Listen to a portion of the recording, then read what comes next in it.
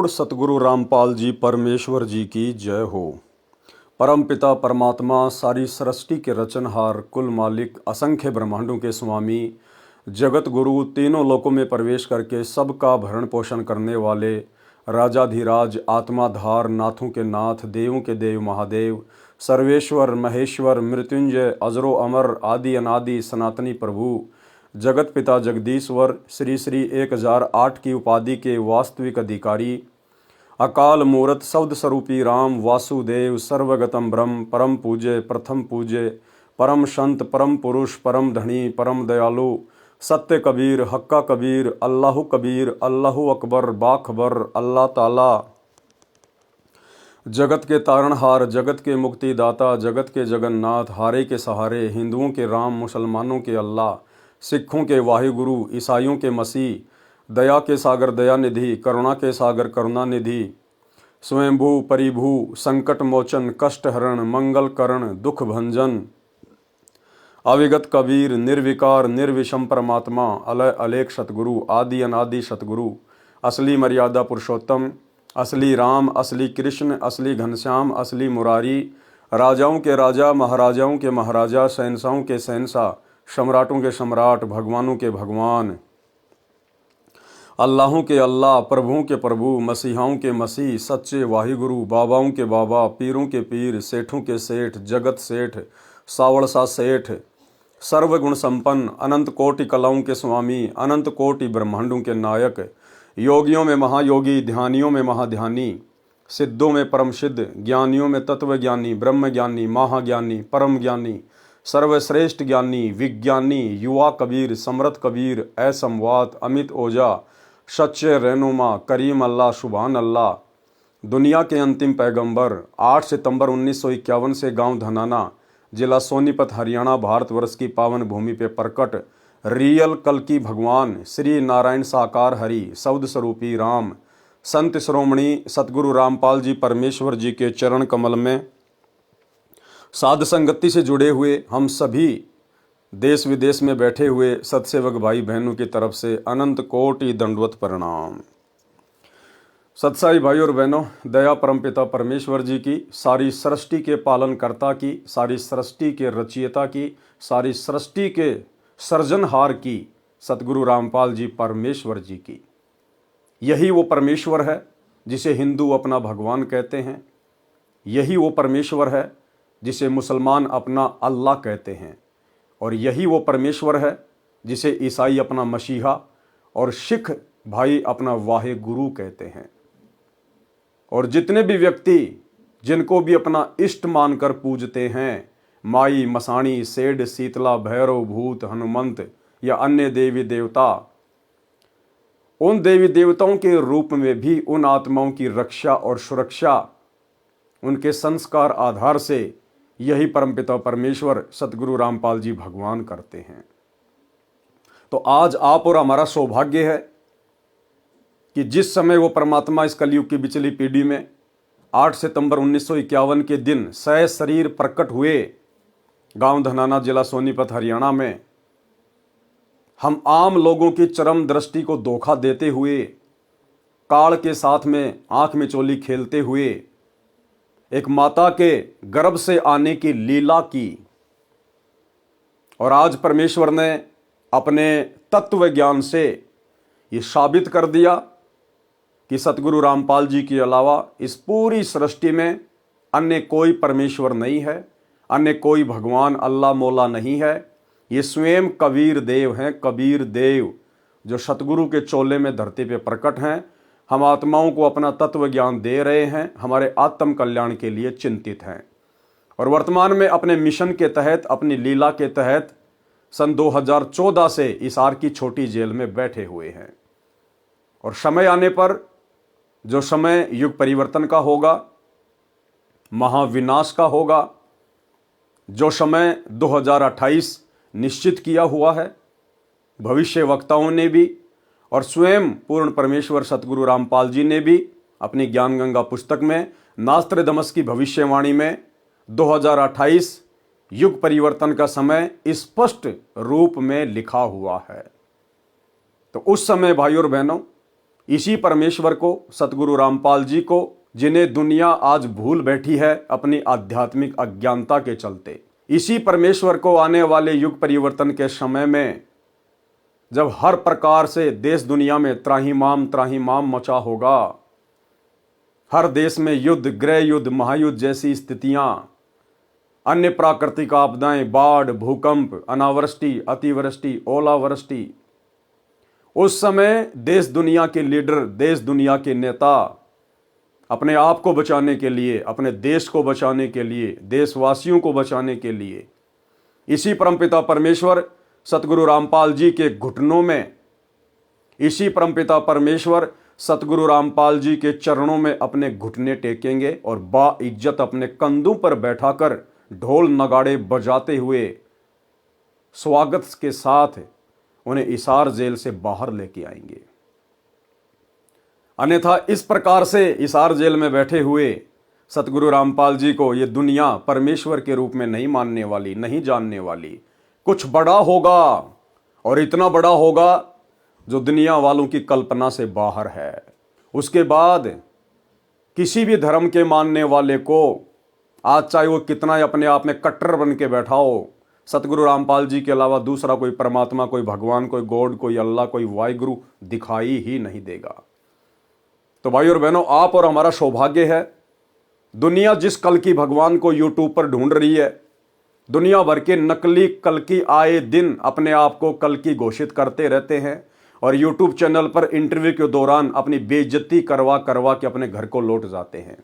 वो रियल कल की भगवान स्वयं सतगुरु रामपाल जी हैं, स्वयं सतगुरु रामपाल जी, कल की यानी कलयुग का भगवान, जो कलयुग में अपनी लीला दुनिया को स्पष्ट रूप से दिखाएगा, अपनी पहचान पूरे विश्व में स्पष्ट रूप से करवाएगा, जो इस देश और दुनिया से जाति और धर्म का नामो निशान मिटा देगा। केवल सबकी जाति एक ही होगी, जीव हमारी जाति है और मानव धर्म हमारा हिंदू, मुस्लिम, सिख, ईसाई धर्म नहीं कोई न्यारा, जो देश दुनिया की सरहदों को मिटा देगा। पूरे विश्व में जितने भी देश हैं, जितनी भी आर्मी लगी हुई है, ये परमेश्वर सारी सेना को वहां से हटवा देंगे, पूरे विश्व को एक कर देंगे। कोई किसी का दुश्मन नहीं होगा, कोई किसी का शत्रु नहीं होगा, कोई किसी की जमीन पर या देश पर किसी भी प्रकार का कोई आक्रमण नहीं करेगा, कब्जा नहीं करेगा। सभी को अपने परमपिता परमेश्वर का पता चल जाएगा, ये मनुष्य जन्म प्राप्त करने के मकसद का पता चल जाएगा कि ये मनुष्य जन्म हमें इन जमीन के टुकड़ों के लिए मारकाट करने के लिए नहीं मिला, ये मनुष्य जन्म हमें मोक्ष प्राप्ति के लिए मिला है। और मोक्ष प्राप्त करवाने वाला भगवान केवल सृष्टि में एक ही है, जो वर्तमान में हरियाणा में गांव धनाना, जिला सोनीपत में सतगुरु रामपाल जी के रूप में सशरीर प्रकट हैं, क्योंकि ये स्वयंभू परमात्मा है। ये किसी माँ के गर्भ से जन्म लेके नहीं आता। लीला ये परमात्मा कुछ भी कर सकता है, हम जीवात्माओं की चरम दृष्टि को धोखा देते हुए। लेकिन ये परमेश्वर था, परमेश्वर है और परमेश्वर रहेगा। तो आप और हम भाई बहनों का सौभाग्य, दुनिया जिसे ढूंढ रही है लेकिन आंखों के सामने है, पहचान नहीं रही, मान नहीं रही, और आप और हम भाई बहनों को उनकी शरण मिल चुकी है। हमें उस कल की भगवान की पहचान हो चुकी है। हम उसके चरणों में आकर समय रहते अपना बचाव कर रहे हैं, अपनी सुरक्षा कर रहे हैं, ताकि आने वाले विनाशकारी समय में हमारा बाढ़ भी बाका ना हो सके। तो ये आप और हमारा परम सौभाग्य है। तो भाई और बहनों, कबीर सागर के सरलार्थ के ऊपर वीडियो बनाने की श्रृंखला जारी है। इसी श्रृंखला में आज हमारा ये 43 नंबर का वीडियो है। प्रत्येक वीडियो में सतगुरुदेव भगवान हमें कुछ न कुछ शिक्षा अवश्य उपलब्ध करवाते हैं, जिस आध्यात्मिक गूढ़ जानकारी को जानकर समझकर आप और हमारा आत्मविश्वास, दृढ़ता गुरुदेव भगवान के चरणों में दृढ़ होती रहती है। तो चलिए आज हम आगे बढ़ते हैं। गुरुदेव भगवान के कर कमल से लिखित पवित्र पुस्तक कबीर सागर का सरलार्थ, पेज नंबर है 386, अध्याय जैन धर्म बोध का सारांश।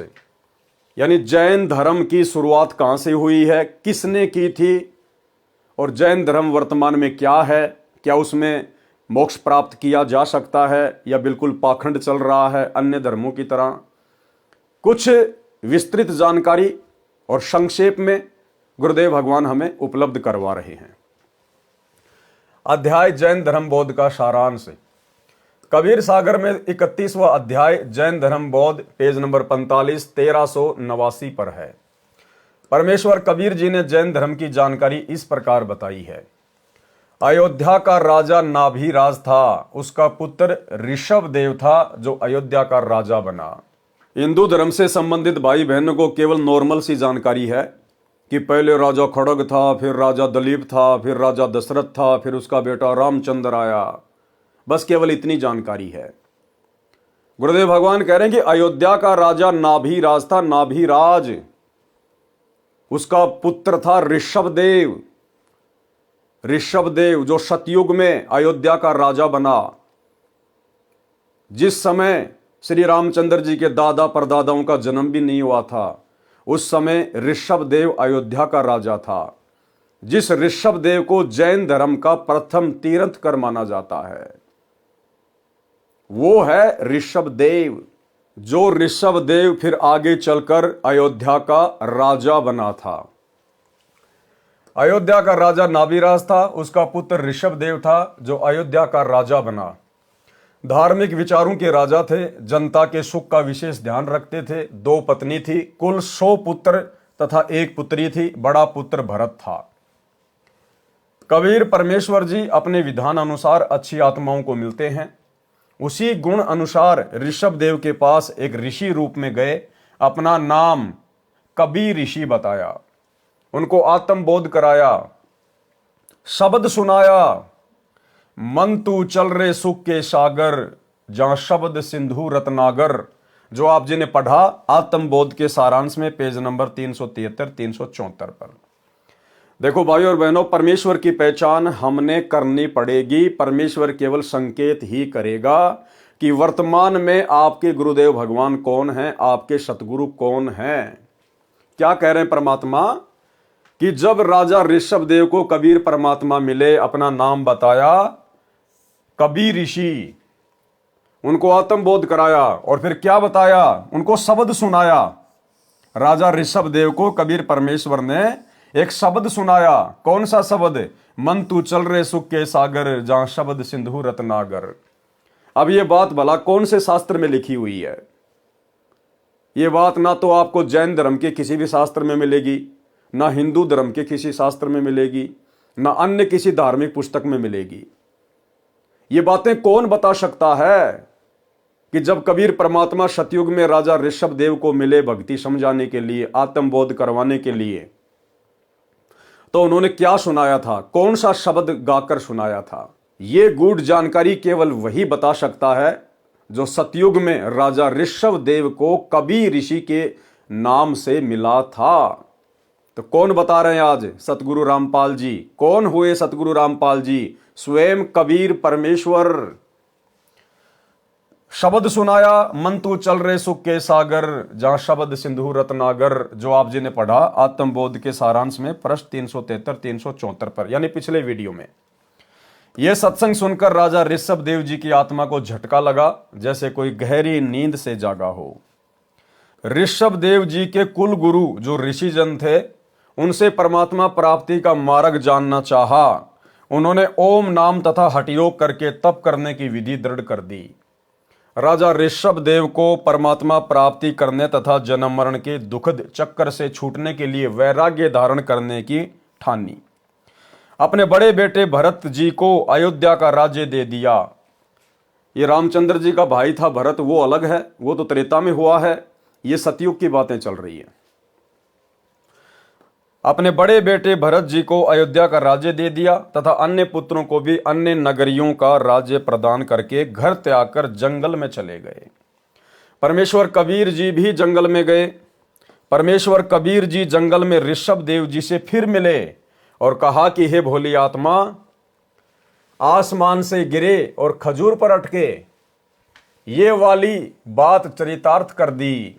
यानी परमेश्वर ने कहा कि देख, मैं तेरे को मिला था, कबीर ऋषि के रूप में तेरे पास में आया था, मैंने तेरे को आत्मबोध कराया था, तेरे को सतलोक की जानकारी दी थी, तेरे को मैंने असली भक्ति बताई थी, और अब तू अपने कुल गुरुओं के चक्कर में आकर, उन नकली ऋषियों के चक्कर में आकर, जो केवल अपना पेट भरने के लिए, तेरे से दान दक्षिणा लेने के लिए तेरे को गुमराह करके बैठे हुए हैं, तो उनके चक्कर में आ गया और हमारी वाली भक्ति को त्याग दिया, तूने छोड़ दिया। और ये डले ढोने के लिए, ये व्यर्थ की साधना करके अपना जीवन बर्बाद करने के लिए तू राज्य त्याग कर वैराग्य धारण करके जंगल में भटक रहा है।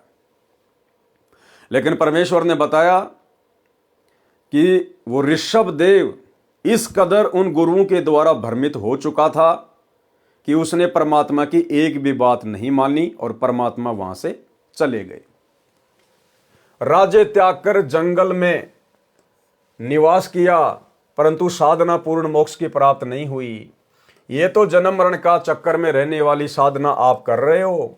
मेरे पास सत्य साधना है, आप मेरे से दीक्षा ले लो, आपका जन्म मरण सदा के लिए समाप्त हो जाएगा। तो ऋषभ देव जी ने क्या कहा? ऋषभ देव जी अपने गुरु जी के बताए मार्ग को पूर्ण रूप से सत्य मान चुके थे। उन नकली ऋषियों के द्वारा बताए गए भक्ति मार्ग को सत्य मान चुके थे। इसलिए उन्होंने कभी ऋषि की बातों पर विशेष ध्यान नहीं दिया। ध्यान देना भक्तों पॉइंट के ऊपर। इसलिए उन्होंने कभी ऋषि की बातों पर विशेष ध्यान नहीं दिया, यानी परमात्मा की बातों पर विशेष ध्यान नहीं दिया। प्रभु कबीर देव चले गए।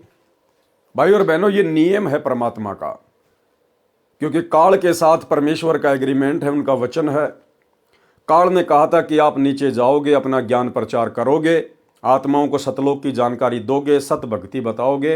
हे प्रभु, जो आपके ज्ञान को स्वीकार करे, आप केवल उन्हीं को सतलोक लेकर जाना, और जो आपके ज्ञान को स्वीकार ना करे, आपकी मर्यादा में आके जो भक्ति ना निभाए, आपकी भक्ति को हल्के में ले, आपकी मर्यादाओं को तोड़े, आप उसको जबरदस्ती सतलोक ना लेकर जाना। तो परमेश्वर ने कहा तथास्तु, ऐसा ही करूंगा। तो अपने उस एग्रीमेंट के अनुसार गुरुदेव भगवान ने, कबीर परमेश्वर सतगुरु रामपाल जी ने राजा ऋषभ देव के साथ में कोई जबरदस्ती नहीं की कि ठीक है भाई, मैंने तो तेरे को सही साधना बताने का प्रयास किया है, लेकिन तू मान ही नहीं रहा, तो कोई बात नहीं, जैसा तेरा भाग्य, जैसी तेरी किस्मत है। और कबीर देव वहां से चले गए। ठीक इसी प्रकार भाइयों और बहनों, वर्तमान में परमात्मा अपने भक्तों के साथ इस कलयुग की पिछली पीढ़ी में भी जबरदस्ती नहीं करेगा। सन 1994 से सतगुरु रामपाल जी परमेश्वर जी ने अपना यथार्थ 13वां कबीर पंथ शुरू करके और वर्तमान समय तक ठोक ठोक कर ज्ञान दे दिया है, कई बार रिवीजन भी करवा दिया है। अब यदि उनका कोई भगत उनकी मर्यादाओं को ठीक प्रकार से फॉलो नहीं करेगा, इस ज्ञान को हल्के में लेगा, भक्ति को सीरियस नहीं लेगा, बात बात पे मर्यादा तोड़ेगा, जैसे कि वर्तमान में गुरुदेव के कलयुगी परिवार के द्वारा, सतलोक आश्रम संचालकों के द्वारा, कोऑर्डिनेटरों के द्वारा आए दिन कुकर्म करके संगत की नित मर्यादा तोड़वाई जाती है। 2019 में बेचारे भगत समाज को कांग्रेस सरकार की गोद में बैठा दिया गया।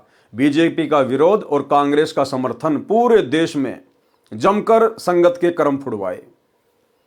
वर्तमान 2024 में कांग्रेस को पीछे छोड़ दिया और बीजेपी सरकार की गोद में आ बैठे, भक्तों के जमकर कर्म फुड़वा रहे हैं, राजनेताओं की रैलियों में भेजकर उनका सपोर्ट करवाकर। धनाना गांव में अपने धनाना आश्रम को सही प्रकार से चलाने के लिए, ताकि गांव वाले विरोध ना करें, हमारा धार्मिक धंधा कहीं बंद ना हो जाए, धनाना गांव के बच्चों की फरमाइश पर भगत समाज के ज्योति पाठ और दान के पैसों से तकरीबन 1 करोड़ रुपए की लागत का बैडमिंटन का स्टेडियम बना दिया। जबकि सतगुरु रामपाल जी के तो यहां तक आदेश हैं, यदि कोई व्यक्ति ताश भी खेल रहा है तो ना ही आपने वहां बैठना है और ना ही आपने किसी प्रकार का कोई सहयोग करना है। बावजूद इसके संत रामपाल जी की मर्यादाओं की धज्जियां उड़ाते हुए उनके कलयुगी परिवार ने धनाना गांव में 1 करोड़ रुपए की लागत का बैडमिंटन का स्टेडियम बना दिया। धनाना आश्रम के अंदर 10 एकड़ जमीन में एक बहुत बड़ी हॉस्पिटल का काम शुरू कर दिया गया है, टोटल गुरुदेव के ज्ञान और विधान के विपरीत। और भी अन्य प्रकार से संगत की आए दिन मर्यादा तोड़वाई जा रही है। हरियाणा के गोहाना में एक जाट भवन का निर्माण कार्य चल रहा है। ऊपर का 5वां फ्लोर बनाने का पूरा जिम्मा सतगुरु रामपाल जी के बड़े बेटे वीरेंद्र पाल ने ले लिया, जिसमें तकरीबन 1 करोड़ रुपए की लागत लगेगी। भगत समाज के जमकर कुपात्रों को दान धर्म देकर कर्म फुड़वाए जा रहे हैं। तो भाई और बहनों, परमात्मा वर्तमान में कुछ नहीं बोलेगा। अगर आपने अपने गुरुदेव को भगवान मान लिया, परमात्मा मान लिया, तो परमात्मा अंतर्यामी होता है। हम रोज संध्या आरती में पढ़ते हैं लास्ट में, अंतर्यामी एक तुम आत्म के आधार, और जो तुम छोड़ो हाथ तो मोए कौन उतारे पार। तो हमारे गुरुदेव भगवान अंतर्यामी हैं, क्योंकि ये परमेश्वर हैं। इन्हें सब कुछ दिखाई दे रहा शीशे की तरह कि मेरी संगत में कौन मर्यादा तोड़ रहा है और कौन मेरे वचनों पर चल रहा है। लेकिन ये परमेश्वर एक आम संत की लीला करते हुए जैसे उन्हें कुछ पता ही नहीं है, जैसा उनको हिसार जेल में जाकर बताया जाता वे वैसा ही करते हैं, वे वैसा ही जवाब देते हैं। और परमेश्वर कुछ नहीं कह रहा अपने परिवार को, किसी भी प्रकार की उन्हें डांट नहीं मार रहा, उन्हें कोई भला बुरा नहीं कह रहा। हाँ, बीच बीच में हिसार जेल से आने वाले सत्संगों में इनकी नालायकियों का, इनके मनमाने आचरण का, इनकी बकवादों का वे संगत को समझाने की दृष्टि से संकेत अवश्य करते हैं। जैसा कि ऑडियो नंबर 67 में सतगुरु रामपाल जी ने स्पष्ट कर दिया कि आश्रम से जुड़े हुए भगत बिल्कुल भी मर्यादा में नहीं है, जगत वालों से भी गए गुजरे हैं, जगत वालों से भी गए गुजरे, अपनी गुरु बहनों को भी नहीं छोड़ रहे, उनके साथ में भी घटिया हरकतें, गंदी हरकतें कर रहे हैं। और स्पष्ट कर दिया गुरुदेव ने कि तुम पक्के काल के एजेंट बन चुके हो, पक्के काल के एजेंट। ये 2 मिनट की ऑडियो सुन लीजिए। विचार करना होगा कि हम कौन है, कहां से आए। आपस में खेचातानी रखते हो अभी भी भगत हो गए। अच्छे इंसान तो जगत वाले भी ना करते ऐसा जैसे भगत कर रही है। अच्छे इंसान तो जगत वाले भी ना करते ऐसा जैसे भगत कर रही है। अच्छे इंसान तो जगत वाले भी ना करते ऐसा जैसे भगत कर रही है। किसी को छोटी सी सेवा दे देते, कोऑर्डिनेटर बना दिया, वो ने सोचा मैं खुदा बन गया। और इतना शिक्षा तो बने, मजदूर बनो सीखो, मजदूर। और कई देखा है कि कोऑर्डिनेटर या जिसकी जो भी व्यवस्था लगाई जाती है, व्यवहार भी ठीक नहीं करते, धमकान लग जाते, फुरकान लग जाते। और कुछ ऐसी भी शिकायतें आई हैं जो बहन बेटियों के साथ गलत मैसेज भी डालते हैं। तो वो दुष्ट लोग ना तो कोऑर्डिनेटर के योग्य है, ना वो भगत के योग्य। और कुछ ऐसी भी शिकायतें आई हैं जो बहन बेटियों के साथ गलत मैसेज भी डालते हैं। तो वो दुष्ट लोग ना तो कोऑर्डिनेटर के योग्य है, ना वो भगत के योग्य। और कुछ ऐसी भी शिकायतें आई हैं जो बहन बेटियों के साथ गलत मैसेज भी डालते हैं। तो वो दुष्ट लोग ना तो कोऑर्डिनेटर के योग्य है, ना वो भगत के योग्य। तो ऐसा तो संगत माई कुसंगत उपजेगी, और ऐसी कुसंगत होगी फिर हम रखेंगे नहीं उसको खेत में। किसान उस कुबाड़ को पाड़ कर खेत के बाहर फेंक देता है, तो उसको आप मिशन से निकाल दिया जाया करेगा। सुधर जाओ, एक के नहीं सुनी जाया करती, दिशात्मक शिक्षा दी जाती है, अमल कर लो इन पे। कर्म बतेरे फोड़ लिए, इस ज्ञान का असर क्या हुआ? थोड़ा सा सुख होते हो फिर पक्के एजेंट काल के बन जाते हैं, बकवाद वही करनी, भगवान से दूर हो जाना। थोड़ा सा सुख होते हो फिर पक्के एजेंट काल के बन जाते हैं, बकवाद वही करनी, भगवान से दूर हो जाना। थोड़ा सा सुख होते हो फिर पक्के एजेंट काल के बन जाते हैं, बकवाद वही करनी, भगवान से दूर हो जाना। तो भाई और बहनों, कहने का मतलब है अंतर्यामी परमात्मा सब कुछ देख रहा है, लेकिन 2014 बरवाला कांड के बाद से ये भक्तों की परीक्षा का समय चल रहा है। परमात्मा अपनी तरफ से कुछ भी नहीं कहेगा। जो जैसा वर्तमान में बीज बोएगा, उनके ज्ञान को जिसने जैसा समझा होगा, आने वाले समय में वो भगत वैसी ही अपने कर्मों की फसल काटेगा। इसलिए उन्होंने कबीर ऋषि की बातों पर विशेष ध्यान नहीं दिया। प्रभु कबीर देव चले गए। राजा ऋषभ देव जी पहले 1 वर्ष तक निराहार रहे, फिर 1000 वर्ष तक हठ योग तप किया। उसके पश्चात दीक्षा देने लगे। उन्होंने प्रथम दीक्षा अपने पुत्र मारीची को दी, जो भरत का पुत्र था। मारीची वाला जीव ही आगे चलकर 24वें तीर्थकर बने, जिनका नाम महावीर जैन था। यानी राजा ऋषभदेव का पुत्र था भरत, और भरत का जो बेटा था मारीच, वही आत्मा इस कलयुग में आगे चलकर जैन समाज के जो 24वें तीर्थंकर हैं महावीर जैन, वो बने। मारीच वाला जीव ही आगे चलकर 24वें तीर्थंकर बने, जिनका नाम महावीर जैन था। राजा ऋषभदेव जी यानी प्रथम तीर्थंकर जैन धर्म के प्रवर्तक से दीक्षा प्राप्त करने के पश्चात मारीची जी वाला जीव 60 करोड़ बार गधा बना। यानी वो मारीच वाली आत्मा, राजा ऋषभदेव के पुत्र वाली आत्मा, जो आगे चलकर महावीर जैन बना था, वो महावीर जैन बनने से पहले वो आत्मा, वो जीव क्या क्या बना। मारीची जी वाला जीव 60 करोड़ बार गधा बना, 30 करोड़ बार कुत्ता बना, करोड़ों बार बिल्ली, करोड़ों बार घोड़ा, करोड़ों बार नपुंसक, करोड़ों बार वेश्या तथा पेड़ आदि के जन्मों में कष्ट उठाता रहा। कभी कभी राजा बना और 80 लाख बार देवता बना तथा नरक भी भोगा, और फिर ये उपरोक्त दुख भोगकर महावीर जैन भगवान बना। महावीर जैन की आत्मा क्या क्या बनी, ये जैन समाज के भाई और बहनों को विचार करना चाहिए। जिसे आप अपना भगवान मान के पूज रहे हो, अपना तीर्थंकर मान के पूज रहे हो, जिनकी साधना करने से आप अपने आप को मोक्ष प्राप्त मान रहे हो। अरे मारीची वाली आत्मा को किसने नाम दिया था? राजा ऋषभदेव ने। और आगे देखना राजा ऋषभदेव की कैसे दुर्गति से मौत हुई, जलकर मौत हुई, जलकर। अंत में वो इस कदर वैराग्य में आ गया था, उसने कपड़े पहनने भी छोड़ दिए, नंगा घूमा करता था, नंगा। उसको सुध बुध नहीं रही अपनी, और मुंह के अंदर एक पत्थर डाल लिया और जंगल में भटकता रहता था पागलों की तरह। एक समय जंगल में आग लग गई, उस आग में जल के और दर्दनाक अकाल मौत मरा ऋषभदेव, जैन धर्म का प्रथम तीर्थंकर। तो फिर महावीर जैन क्या होंगे? महावीर जैन के पास में क्या भक्ति होगी, क्या साधना होगी? और महावीर जैन ने तो फिर आगे चलकर जैन धर्म में 363 पाखंड मत चलाए, 363 पाखंड।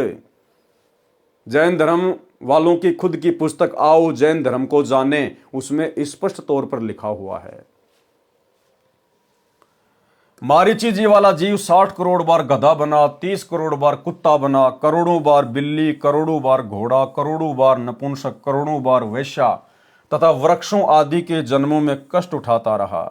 कभी कभी राजा बना और 80 लाख बार देवता बना तथा नरक भी भोगा, और फिर से उपरोक्त दुख भोगकर महावीर जैन भगवान बना। नंगे रहते थे कौन? ऋषभदेव जी नंगे रहते थे। श्री महावीर जैन जी के जीव ने 363 पाखंड मत चलाए, और महावीर जैन जी भी नंगे ही रहा करते थे। भोगेगा अपना किया रे। एक समय महावीर जैन वाला जीव यानी मारीची वाला जीव राजा था। अब गुरुदेव भगवान हमें महावीर जैन का एक जीवन बता रहे हैं कि भगवान महावीर बनने से पहले वो एक राजा था। और ध्यान से सुनिए भाई और बहनों, ये कथा हमें बहुत गहरी शिक्षा देगी। हमने किसी का भी अहित नहीं सोचना है, हमने किसी के साथ भी बदतमीजी नहीं करनी, जबरदस्ती नहीं करनी, मन में भी किसी के प्रति हमने बुरा नहीं सोचना है। हाँ, जो सत्य है वो डंके की चोट पर कहेंगे, विदुर की तरह कहेंगे, भले ही थप्पड़ लगे लेकिन परमात्मा का थप्पड़ पड़ने से बच जाएंगे। एक समय महावीर जैन वाला जीव यानी मारीची वाला जीव राजा था। उसका एक विशेष नौकर था। राजा का मनोरंजन करने के लिए एक वाद्य यंत्र बजाने वाली पार्टी होती थी। राजा धुन सुनते सुनते सो जाता तो वह तान यानी वो धुन बंद कर दी जाती थी। राजा अपने महल में पलंग पर लेटा लेटा धुन सुना करता। अपने नौकर को कह रखा था कि जब मुझे नींद आ जाए तो बाजा बंद करा देना। एक दिन नौकर आनंद मगन होकर धुन सुनने में लीन हो गया। उसको पता ही नहीं चला कि राजा कब सो गए। शोर से राजा की निंद्रा भंग हो गई। राजा जब उठा तो मंडली बाजा बजा रही थी। राजा को गुस्सा आया, उस नौकर को दंडित करने का आदेश सुना दिया कि इसने मेरे आदेश को अनसुना किया है। इसके कानों में कांच पिघलाकर गरम गरम डालो नौकर ने बहुत प्रार्थना की, क्षमा कर दो, आगे से कभी ऐसी गलती नहीं करूंगा। परंतु अहंकार वश राजा ने उसकी एक नहीं सुनी और सिपाहियों ने उस नौकर को पकड़कर जमीन पर लेटाकर दोनों कानों में पिघला हुआ गर्म कांच यानी शीशा डाल दिया। नौकर की चीख हृदय विदारक थी, महीनों तक दर्द के मारे रोता रहा। उसके बाद समय आने पर राजा का देहांत हुआ, यानी महावीर जिस जन्म में राजा था, समय आने पर फिर वो राजा वाला शरीर भी छूट गया, यानी राजा भी मरा। समय आने पर राजा का देहांत हुआ। फिर वही जीव यानी वही महावीर जैन वाली आत्मा, फिर वही जीव महावीर जैन रूप में जन्मा। घर त्याग कर जंगल में साधना करने लगा। उसी क्षेत्र में एक व्यक्ति अपनी गायों को घास चराने ले जाता था। दोनों में मित्रता हो गई। वह व्यक्ति गांव से भोजन ले आता था, महावीर जी को खिलाता था। एक दिन उस गोपाल को किसी कार्यवश घर जाना पड़ा, तो उसने साधक से कहा, यानी महावीर जैन से कहा कि मेरे को गांव जाकर आना है, आप मेरी गायों का ध्यान रखना, कहीं गुम ना हो जाए। महावीर जी ने आश्वासन दिया कि आप निश्चिंत होकर जाओ, मैं ध्यान रखूंगा। महावीर जी साधना करने लगे, उनको ध्यान नहीं रहा। गायें दूर जंगल में चली गई। जब वह ग्वाला आया और साधक से पूछा कि मेरी गायें कहाँ हैं, तो साधक निरुत्तर हो गए और कारण बताया कि मैं साधना में लगा था और ध्यान नहीं रहा। ग्वाले को पता था कि गायें जंगल में गहरा जाने के पश्चात जीवित नहीं बचती, क्योंकि वहां शेर, चीते आदि खूंखार जानवर बहुत संख्या में रहते थे। अपने धन की हानि का कारण साधक को मानकर, यानी महावीर जैन को मानकर, बांस की लाठी को तोड़कर उससे पतली पतली दो टुकड़ी 2 इंच लंबी लेकर साधक को पकड़कर, यानी महावीर जैन को पकड़कर बलपूर्वक जबरदस्ती धरती के ऊपर गिराकर दोनों कानों में वे टुकड़ी ठोककर अंदर तोड़ दी। भाइयों और बहनों, वो ग्वाला वही नौकर था जिस नौकर के कानों में गरम गरम शीशा पिघलाकर, और महावीर जैन ने जब वो राजा था एक जन्म में, उस नौकर के कानों में डलवाया था। परमात्मा कहते हैं, बदला कहीं ने जात है 3 लोक के माही। तुमने उस दरगाह का महल नहीं देखा, धर्मराज के तिल तिल का लेखा। साधक बुरी तरह से चिल्लाता रहा, महावीर जैन बुरी तरह से चिल्लाता रहा। वह ग्वाला चला गया, फिर उधर कभी नहीं गया। 1 महीने के पश्चात दैव योग से एक वैद्य किसी औषधि की खोज करता करता गया, तो महावीर जैन की पीड़ा का पता चला। अब भाइयों और बहनों, वो दैव योग क्या था? स्वयं कबीर परमात्मा सतगुरु रामपाल जी, क्योंकि परमात्मा चाहने वाली आत्मा ही इस प्रकार की भक्ति करती हैं, तप करती हैं, जब तक उनको सत्य ज्ञान नहीं होता। तो अपनी आत्माओं की पीड़ा, उनका दर्द स्वयं कबीर परमात्मा ही सुनता है, वही परमेश्वर महसूस करता है। तो कबीर परमेश्वर सतगुरु रामपाल जी एक वैद्य का रूप बनाकर और जंगल में जड़ी बूटियां लेने के बहाने उस महावीर जैन के पास में पहुंच गए, और परमेश्वर ने उसकी वो लकड़ियां जो कानों में फंसा रखी थी, तोड़ रखी थी, परमेश्वर ने वो लकड़ियां निकाली, दवाइयां लगाई, औषधि लगाई, तब कहीं जाकर महावीर जैन धीरे धीरे धीरे धीरे ठीक हुआ। 1 महीने के पश्चात दैव योग से एक वैद्य किसी औषधि की खोज करता करता गया, तो महावीर जैन की पीड़ा का पता चला। उसने साधक के कानों से वे फाटकी निकाली, तो लकड़ी की सड़ी यानी बांस के फटने से उसमें पतली पतली सुई जैसी नुकीली सीख बन जाती हैं, उनको सली कहते हैं। कानों को चीरती हुई बाहर आई, रक्त व मवाद की पिचकारी लगी और साधक की किलकारी निकली। महावीर जैन रोने लगा बुरी तरह से, यानी महावीर जी बुरी तरह चिल्लाए। वैद्य ने उपचार किया, कई महीनों में पीड़ा ठीक हुई, परंतु बहरे हो गए और मृत्यु हो गई। फिर अन्य जीवन भोग कर फिर महावीर जैन बने। उसके बाद वही आत्मा फिर कई जन्मों के बाद में और जैन समाज के 24वें तीर्थंकर महावीर जैन के रूप में उन्होंने जन्म प्राप्त किया। तो भाइयों और बहनों, कितनी गहरी शिक्षा है। ये वर्तमान में जितने भी भाई बहन हैं किसी भी धर्म के हैं और ये जो मांस खाते हैं किसी भी प्राणी का, किसी भी जीव का, क्योंकि सबके अंदर परमात्मा की आत्मा है, परमात्मा की रूह है, ये शून्य नहीं है। इनको आप ऐसे ना समझो कि इनका रखवाला कोई नहीं है, इन सब का रखवाला परमात्मा है। वो पल पल देख रहा है। और ये घटना जो आप या आपने पढ़ी, शिक्षा आपको मिल गई होगी। आज जो भी व्यक्ति जैसा भी कर्म कर रहा है, अगले जन्मों में कभी न कभी उस व्यक्ति को अपने उस कर्म का बदला अवश्य देना पड़ता है। आज जो व्यक्ति भले बकरे काट रहा है या बकरे खा रहा है, जितने उसने बकरे काटे हैं, जितने उसने बकरे खाए हैं, अगले जन्मों में वो बकरे बनेंगे इंसान। अगर काटा है तो बकरा बनेगा कसाई, और कसाई का इसी प्रकार से गला काटेगा। यदि कोई बकरा खाता है, मुर्गा खाता है, तीतर बटेर कोई भी जानवर खाता है, अगले जन्मों में वो व्यक्ति बनेगा पशु, जानवर। और जो वर्तमान में खा रहा है वो व्यक्ति फिर कसाई से इसी प्रकार से उनको कटवा कटवा के खाएगा। तो भाई और बहनों, ये भयंकर दुर्गति है। ये कर्मों का जो सिलसिला है ये बहुत भयंकर है। और इस कर्मों के सिलसिले को ना तो ब्रह्मा विष्णु महेश समाप्त कर सकते। ब्रह्मा विष्णु महेश के, इनके अवतारों के, राम और कृष्ण के खुद के कर्म भी नहीं कटते, इनको भोगने पड़ते हैं। फिर भला इनकी भक्ति साधना करने से हमारे कैसे कट जाएंगे। श्री रामचंद्र जी त्रेता युग में आए, उन्होंने पेड़ की ओट लेकर धोखे से सुग्रीव के भाई बाली की हत्या की। द्वापर युग में श्री रामचंद्र जी को वो बदला चुकाना पड़ा। द्वापर युग में श्री रामचंद्र जी जन्मे श्री कृष्ण जी के रूप में, और सुग्रीव का भाई बाली एक शिकारी के रूप में जन्मा।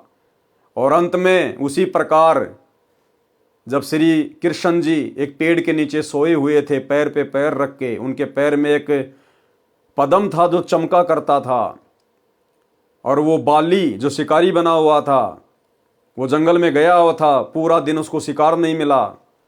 अंत में उसने देखा कि एक कोई वस्तु चमक रही है। झाड़ियां थी, पेड़ के पत्ते थे, तो उसने सोचा कि ये कोई जानवर है, कोई हिरण है, और उसकी आंख चमक रही है सूर्य के प्रकाश से। और यदि मैं आवाज करूंगा, शोर करूंगा, तो हो सकता है ये भाग जाएगा, और आज पूरा दिन हो गया, शिकार मुझे मिला नहीं। तो हिरण की आंख समझकर श्री कृष्ण जी के उस पदम वाले पैर में उस बाली वाली आत्मा ने, उस बालिया नाम के शिकारी ने तीर मार दिया, जहरीला, जहर से बुझा हुआ तीर। श्री कृष्ण जी की तड़प तड़प कर मृत्यु हो गई। तो जब ये तीन लोक के भगवान ही अपना कर्म नहीं काट सकते, तो अपने भक्तों का कहां से काट देंगे। तो भाई और बहनों, ये कुकर्म करने से बचिए। परमात्मा धरती पर है। आप ये जितने भी कुकर्म कर रहे हैं, आप अपनी अज्ञानता में कर रहे हैं। आप जिस भी धर्म से जुड़े हुए हैं, आपका जो भी धर्मगुरु है, उसको कंप्लीट ज्ञान नहीं है, उसको तत्व ज्ञान नहीं है, शास्त्रों की, धर्म की, कर्म की जानकारी नहीं है। वो केवल अपने स्वार्थ के लिए आपका गुरु बना बैठा है। ऐसे स्वार्थियों से, ऐसे नकलियों से बाहर निकलो। सतगुरु रामपाल जी के यूट्यूब पर सत्संग सुनो, और वही समय रहते इनके ज्ञान को स्वीकार करो, इनकी शरण में आ जाओ। अन्यथा ये बदला जो कर्म आज आप कर रहे हो, ये बहुत भयंकर तरीके से इनका निपटारा करना पड़ेगा, बहुत दुखी हो जाओगे। और भाई और बहनों, जिस प्रकार वर्तमान में हम साथ संगति से जुड़े हुए सत्सेवक भाई बहनों के साथ गुरुदेव भगवान का कलयुगी परिवार, ये कोऑर्डिनेटर, जिस प्रकार से ये लोग बदतमीजियां करते हैं, बकवादे करते हैं, साथ संगतियों में आकर पुलिस वालों की मदद लेकर, उनको पैसे देकर, उनको शराब पिलाकर पुलिस वालों से भक्तों की पिटाई करवाते हैं, साथ संगतियां रुकवाते हैं, भगत भाई बहनों को अन्य नाजायज तरीकों से दुखी करते हैं, परेशान करते हैं, मुकदमे करवाते हैं। भाई और बहनों, ये कर्म भोगने पड़ेंगे। अरे तुम्हें तो गुरुदेव ने ज्ञान दे दिया, धर्म कर्म की जानकारी बता दी, संचित कर्म क्या है, स्वतंत्र कर्म क्या है, प्रारब्ध कर्म क्या है। उसके बावजूद भी आप लोग बकवाद कर रहे हो, अपने गुरुदेव भगवान के यथार्थ मिशन में काल प्रेरणा से टांग अड़ा रहे हो। ये कर्म आप लोगों को आने वाले समय में इसी जन्म में भोगने पड़ेंगे, इसी जन्म में। ये विधान है परमात्मा का। ये भगवान, ये कबीर देव, सतगुरु रामपाल जी किसी का सागा नहीं है। आप रोजाना नित्य नियम करते हो, लेकिन वाणियों का ध्यान नहीं आपको, क्या बोल जाते हो, वाणियों का अर्थ क्या है। परमात्मा कहते हैं परम शक्ति संगीतम रिद्धि सिद्धि दाता सोही अविगत गुण अतीतम सत्य पुरुष निर्मोही। सत्य पुरुष कौन? सतगुरु रामपाल जी। निर्मोही, उनको किसी का मोह व्याप्त नहीं है। जैसा जीव करेगा वैसा ही परिणाम भोगना पड़ेगा। तो भाई अपनी दुर्गति मोल मत लीजिए जबरदस्ती। गुरुदेव भगवान से अपने कुकर्मों की माफी मांगिए। जो कुकर्म आप सतलोक आश्रमों से जुड़े हुए भाई बहनों ने, गुरुदेव भगवान के कलयुगी परिवार ने, इन कोऑर्डिनेटरों ने 2014 बरवाला कांड के बाद से भगत समाज की मर्यादा तोड़वाकर किया है और साध संगति से जुड़े हुए भाई बहनों को नाजायज परेशान करके किया है। आप लोगों ने तो अपने सिर पर पाप कर्मों की गठरी बांध ली है। हल्का करना चाहते हो तो फिलहाल समय है, गुरुदेव भगवान से क्षमा याचना मांग लो। इन बकवादों से दूर हट जाओ, इन आश्रमों से दूर हट जाओ। साथ संगति से जुड़कर ज्ञान को आधार बनाकर, गुरु को भगवान बनाकर और घर को आश्रम बनाकर भक्ति कर दो, वरना दुर्गति तुम्हारे दरवाजे पर दस्तक दे चुकी है। महावीर जैन जी ने 363 पाखंड मत चलाए, यानी मनमाना आचरण। महावीर स्वामी ने जो भक्ति बताई, जो आज वर्तमान में पूरा जैन समाज कर रहा है, उस भक्ति का किसी भी शास्त्र से कोई मेल नहीं है, केवल पाखंड है, पाखंड मत। महावीर जैन जी ने 363 पाखंड मत चलाए और खुद जैन धर्म की पुस्तक आओ जैन धर्म को जाने, उसमें स्पष्ट तौर पर लिखा हुआ है कि महावीर जैन ने 363 पाखंड मत चलाए। जो वर्तमान में जैन धर्म में पाखंड मत वाली साधना चल रही है, इस कथा से शिक्षा मिलती है। देखो क्या कह रहे हैं गुरुदेव भगवान, इस कथा से शिक्षा मिलती है, जो अपनी शक्ति का दुरुपयोग करके किसी को तंग करता है तो उसका बदला भी उसको कभी न कभी देना पड़ता है। तो भाई सतलोक आश्रम मैनेजमेंट हरियाणा ने अपनी शक्ति का नाजायज दुरुपयोग किया है, सत्सेवकों को दुखी करके, मार पिटाई करके, मुकदमे लगवा के। भाई भोगना पड़ेगा, ये परमात्मा का विधान है। इसलिए कभी अपनी शक्ति का दुरुपयोग ना करें। अब ऋषभ देव जी की कथा सुनाता हूं।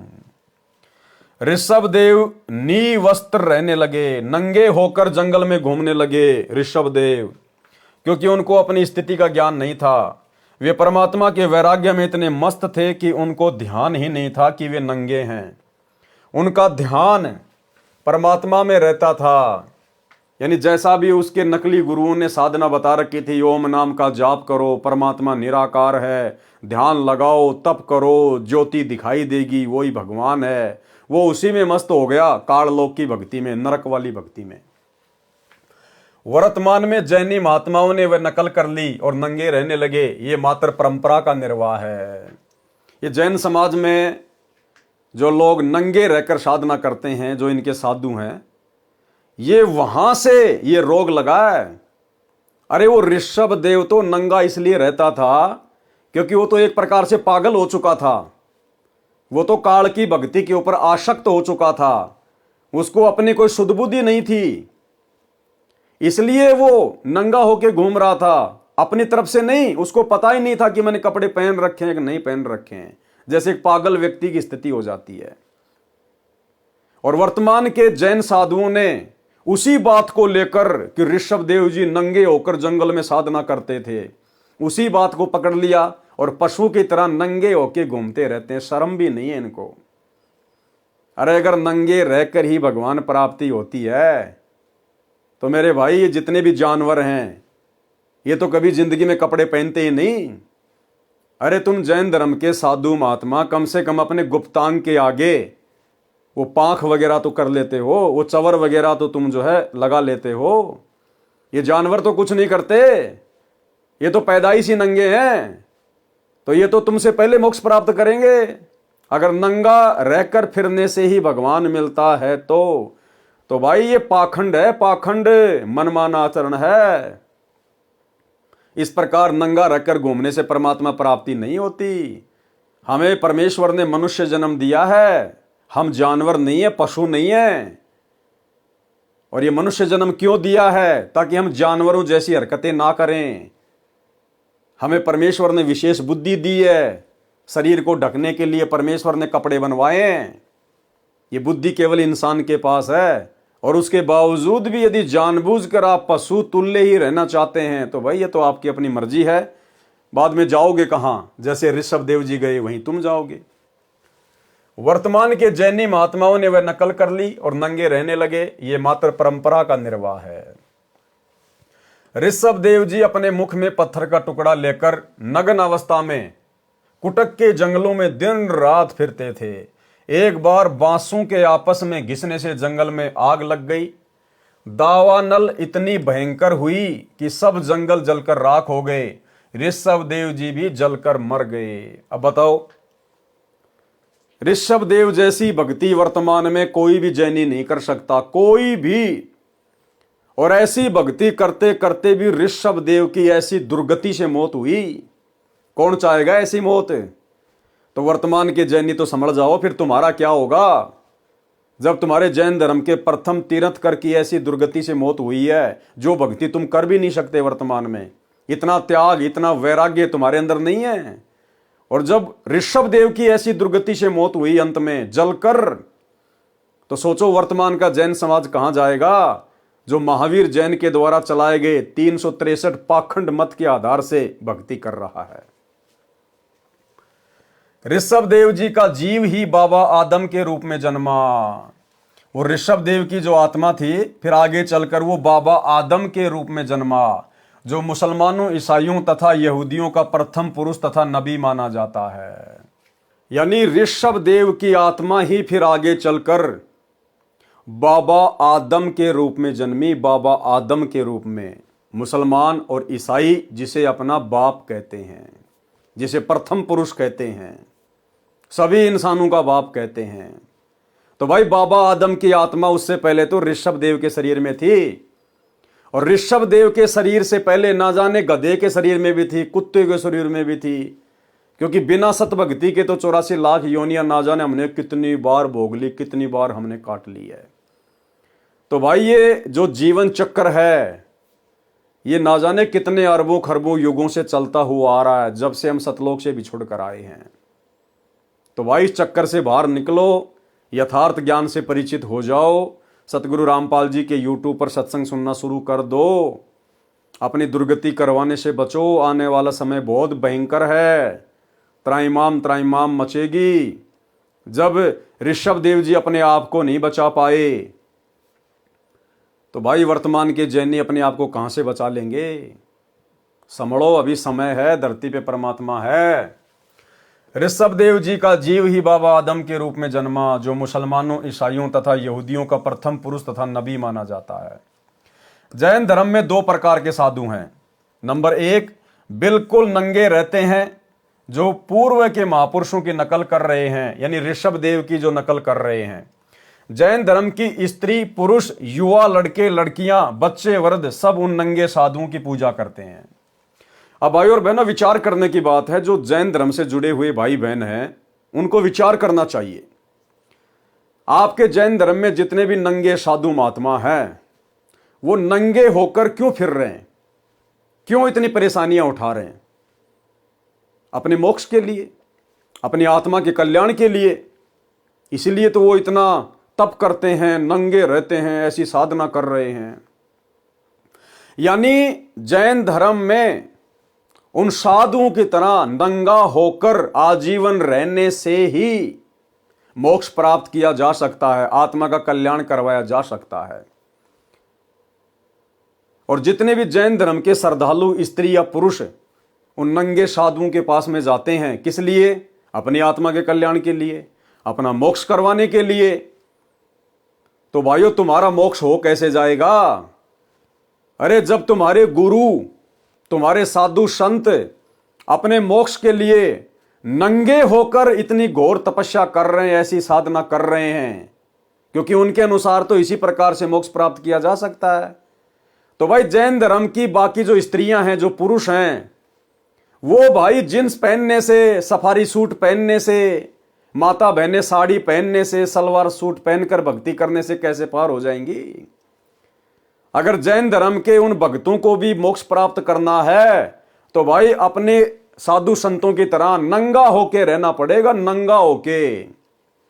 अन्यथा ना तो वो स्त्रियां मोक्ष प्राप्त कर सकती हैं, जो पूरे शरीर पर कपड़े पहनती हैं, ना जैन धर्म के व्यक्ति मोक्ष प्राप्त कर सकते हैं जो पूरे कपड़े पहनते हैं। क्योंकि तुम्हारे गुरु नंगे किस लिए रहते हैं? पूर्ण मोक्ष प्राप्त करने के लिए, ताकि दोबारा से जन्म मरण में ना आना पड़े, गधे कुत्ते सुअर ना बनना पड़े। तो भाई तुम लोग फिर कपड़े पहन के और उन साधुओं की सेवा करके तुम कैसे मोक्ष प्राप्त कर लोगे? अरे विधि तो वही अपनानी पड़ेगी। अगर गुरु के पेट में दर्द है और गोली खाने से ठीक हुआ है, तो भाई चेले और चेलियों को भी गोली खानी पड़ेगी जब पेट में दर्द होगा। तो जिस प्रकार से नंगे होकर तुम्हारे गुरु भक्ति कर रहे हैं, आप जैन धर्म के स्त्री पुरुषों ने भी यदि मोक्ष प्राप्त करना है तो उनकी तरह आजीवन नंगा रह के ही भक्ति करनी पड़ेगी। अन्यथा भाई ढोंग कर रहे हो, पाखंड कर रहे हो, भक्ति का ड्रामा कर रहे हो, ऐसे परमात्मा नहीं मिलेगा। फिर बिल्कुल नंगे रहते हैं जो पूर्व के महापुरुषों की नकल कर रहे हैं। जैन धर्म की स्त्री पुरुष, युवा, लड़के लड़कियां, बच्चे वृद्ध सब उन नंगे साधुओं की पूजा करते हैं। इनको दिगंबर साधु कहा जाता है। दिगंबर यानी जो शरीर पर वस्त्र नहीं पहनते उनको दिगंबर कहते हैं। इनमें स्त्रियों को साधु नहीं बनाया जाता। तो बताओ फिर स्त्रियां कैसे पार होंगी? विचारणीय विषय है कि क्या स्त्री को मोक्ष नहीं चाहिए? यदि आपका मार्ग सत्य है तो स्त्रियों को भी करो नंगा, निकालो जुलूस। सच्चाई को न मानकर मात्र परंपरा का निर्वाह करने से परमात्मा प्राप्ति नहीं होती। गुरुदेव भगवान लिख रहे हैं, क्या जैन धर्म की औरतों को मोक्ष नहीं चाहिए क्या? अगर चाहिए तो करो उनको भी नंगा और निकालो जुलूस सरेआम रोडों पर। क्योंकि तुम्हारे गुरु भी नंगे होके घूम रहे मोक्ष के लिए, तो जो साधना गुरु कर रहा है चेले चेलों ने भी तो वैसी करनी पड़ेगी। तो परमात्मा कह रहे हैं भैया फिर जैन धर्म की स्त्री और पुरुष सभी नंगे होकर और इसी प्रकार से चलो, ऐसी साधना करो जैसे तुम्हारे वो नंगे गुरु कर रहे हैं।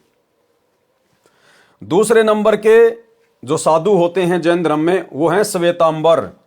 दूसरे साधु श्वेतांबर हैं। वे सफेद वस्त्र, मुख पर कपड़े की पट्टी रखते हैं। इसमें स्त्रियां भी साधु हैं क्योंकि उनको कपड़े पहनने की छूट है, इसलिए औरतें भी साधु बन गई। अगर श्वेतांबर पंथ में कपड़े पहनने की छूट नहीं होती तो औरतें कभी भी साधु नहीं बनती। तो ये तो देखा देखी है, मनमाना आचरण है, पाखंड चल रहा है। मारीची जी के जीव ने प्रथम तिरंत कर ऋषभ देव जी से दीक्षा लेकर साधना की थी। जो ऋषभ देव जी की बताई साधना विधि थी, उसके परिणाम स्वरूप गधा, कुत्ता, घोड़ा, बिल्ली, धोबी, वैश्या का जीवन भोगा और स्वर्ग नरक में भटके। फिर महावीर जैन बने।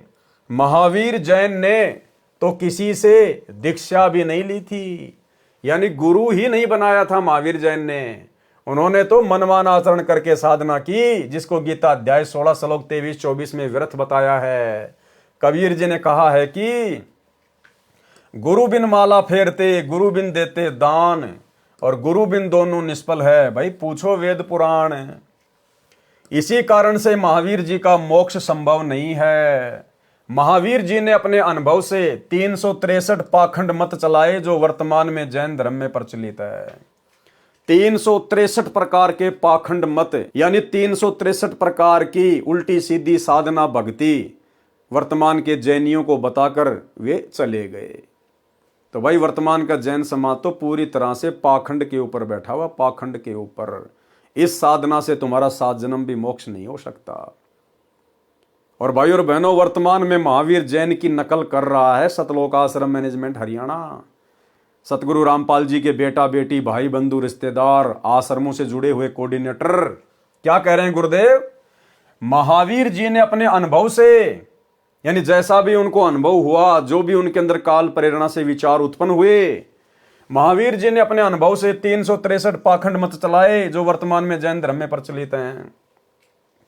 सतगुरु रामपाल जी परमेश्वर जी के द्वारा पिछले 27 वर्षों से इतना अनमोल ज्ञान देने के बाद, इतना निर्मल ज्ञान देने के बाद दाना दाना गिना दिया उन्होंने। मोक्ष क्या है, मर्यादा क्या है, भक्ति क्या है, कर्म कुकर्म क्या है, लाभ हानि क्या होती है, सावधानियां क्या हैं।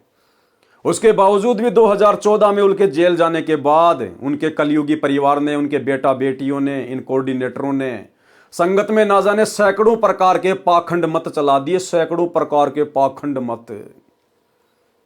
2019 में कांग्रेस का समर्थन, कांग्रेस को वोट डलवा दिए। वर्तमान 24 में बीजेपी का समर्थन, बीजेपी को वोट डलवा दिए। धनाना गांव में 1 करोड़ रुपए की लागत से बैडमिंटन का स्टेडियम बना दिया। सतलोक आश्रम धनाना में 10 एकड़ जमीन में हॉस्पिटल का काम शुरू कर दिया। धनाना गांव वालों के लिए कबड्डी के मैच करवाए जाते हैं। गुरुदेव का बड़ा लड़का 31 हजार रुपये ट्रॉफी में देता है। धनाना गांव वालों के लिए फ्री में एम्बुलेंस चला दी। धनाना गांव वालों के लिए फ्री में बसें चला दी। रोडें बनाई जा रही है भक्तों को मजदूर बना के। गोहाना जाट भवन निर्माण कार्य में 1 करोड़ रुपए का सहयोग किया जा रहा है। ऊपर का पूरा धर्मशाला का फ्लोर बनाया जा रहा है। धनाना आश्रम के अंदर और अन्य आश्रमों के अंदर मिट्टी के गधे बना दिए, बैल बना दिए, गायें बना दी। कबीर जी का झोपड़ा बना दिया। मिट्टी खोद खोद के जेसीपी से पहाड़ बना दिए। जुलाहों का कुआं बना दिया। लहर तारा तालाब बना दिया। केवल संगत के मनोरंजन के लिए, संगत को खुश करने के लिए, संगत का मन बहलाने के लिए कि संगत आती रहेगी, हमें ज्योति पाठ और दान का पैसा देती रहेगी। आश्रम में रक्तदान, दे दान के कैंप लगवा दिए जाते हैं।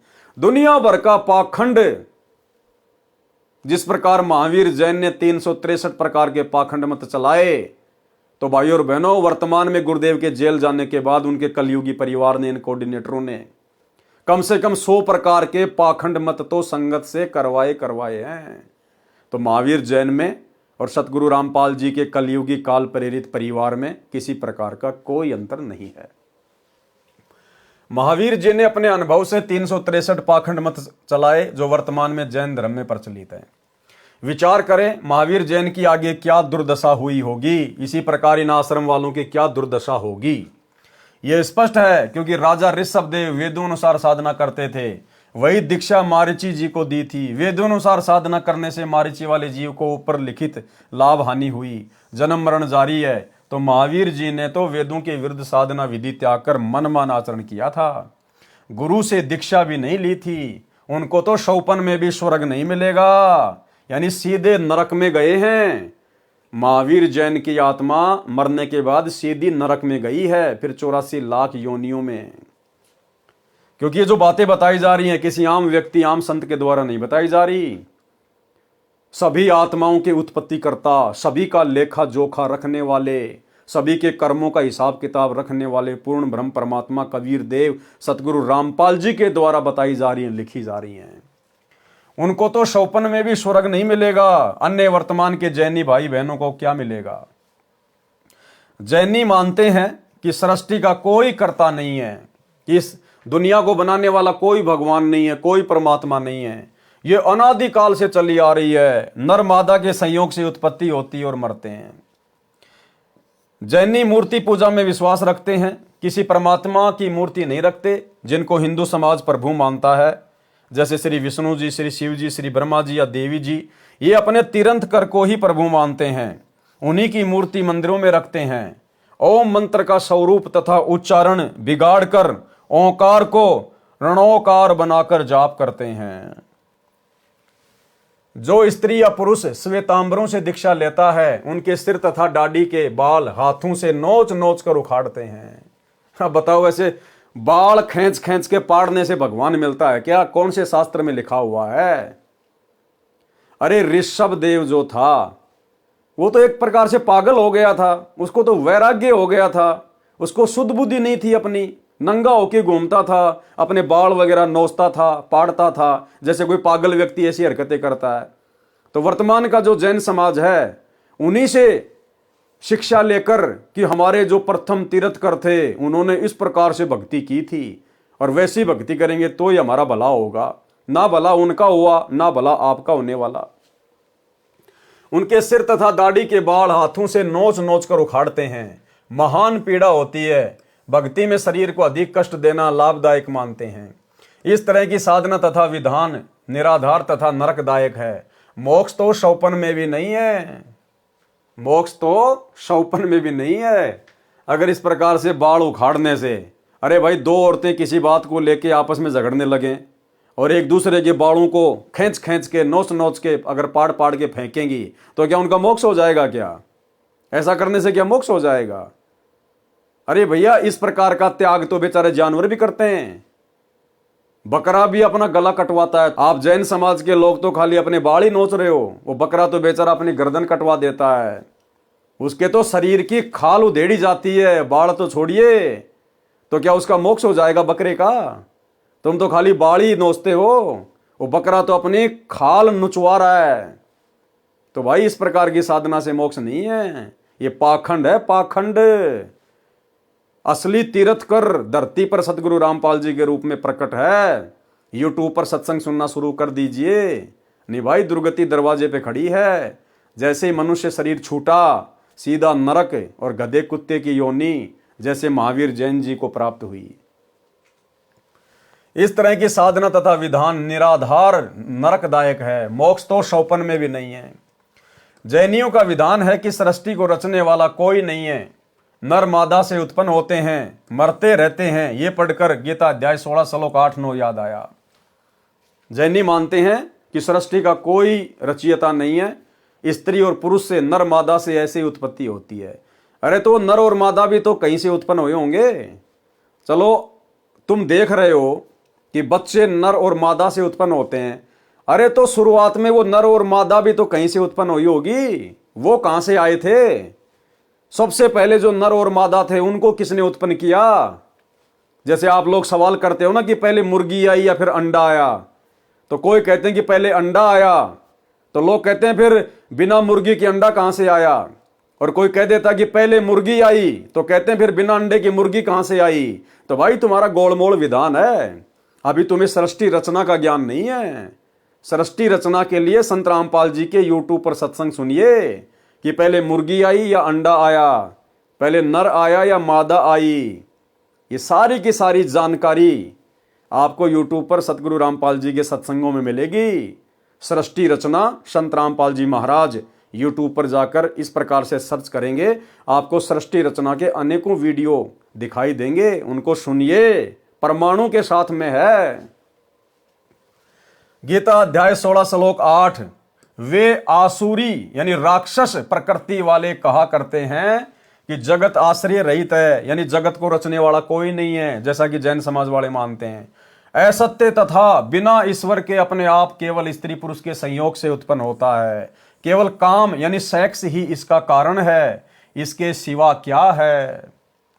गीता अध्याय 16 श्लोक 9, इस मिथ्या ज्ञान को अवलंबन करके जिनका स्वभाव नष्ट हो गया है, जिनकी बुद्धि मंद है यानी ज्ञानहीन है, सबका बुरा करने वाले यानी भ्रमित करके गलत ज्ञान गलत साधना द्वारा अनमोल जीवन नष्ट कराने वाले, क्रूर कर्मी, सर्व बालों को नोच नोच कर उखाड़ना, निर्वस्त्र फिरना, गर्मी सर्दी से शरीर को बिना वस्त्र के कष्ट देना, व्रत करने के मकसद से कई कई दिन तक भोजन न करना, फिर संथारा द्वारा भूखे प्यासे रहकर देहांत करना, आदि आदि क्रूर कर्म है, बहुत घटिया कर्म है, निंदनीय कर्म है। ऐसे क्रूर कर्मी मनुष्य केवल जगत के नाश के लिए ही उत्पन्न होते हैं। महावीर जैन और जितने भी तीर्थंकर है, ये तो संसार के सत्यानाश के लिए पैदा हुए थे, जो एक समाज को उल्टी साधना के ऊपर लगाकर चले गए, पाखंड मत के ऊपर आधारित करके चले गए। जिस प्रकार हिंदू समाज के नकली साधु संत महात्मा, इन्होंने समाज में श्राद्ध निकलवाने शुरू कर दिए, क्योंकि जो साधना उन्होंने बताई थी उससे हमारे पूर्वज मुक्ति तो प्राप्त कर नहीं पाए। मरने के बाद कोई भूत बन गया, कोई प्रेत बन गया, कोई पितर बन गया, कोई 84 में चला गया, फिर उनके श्राद्ध निकलवाने शुरू कर दिए अपना पेट भरने के लिए। तो इसी प्रकार से हर धर्म के अंदर उनके धर्म गुरुओं ने बिना सत्य ज्ञान के, बिना सतगुरु की शरण के, क्योंकि भाई सतगुरु तो एक ही है पूरी सृष्टि में, कबीर, और कबीर देव वर्तमान में स्वयं सतगुरु रामपाल जी के रूप में प्रकट हैं। इनके अलावा धरती पर ना कोई जगत गुरु है, बाकी मनमुखी जगत गुरु तो दिन में 2-4 यूट्यूब पर भी पैदा हो रहे हैं। असल में संत रामपाल जी के अलावा ना तो पूरी सृष्टि में कोई ज्ञानी है, ना विद्वान है, ना जगत गुरु है, ना तत्वदर्शी है, ना कोई तीर्थंकर है, ना कोई नबी है, ना कोई अल्लाह है, और ना कोई पैगंबर है, और ना कोई आचार्य और शंकराचार्य है। अगर ये सभी प्रकार के गुण किसी में हैं तो सतगुरु रामपाल जी में हैं। इसलिए अविलंब मनुष्य के चोले में आए हुए इस पूर्ण ब्रह्म परमात्मा को पहचान कर इनके यूट्यूब पर सत्संग सुनकर, क्योंकि ज्ञान से ही ज्ञान होगा, घर बैठे कुछ पता नहीं चलेगा। आप अपने बच्चे को भी स्कूल भेजते हो ना, किस लिए? ज्ञान करवाने के लिए।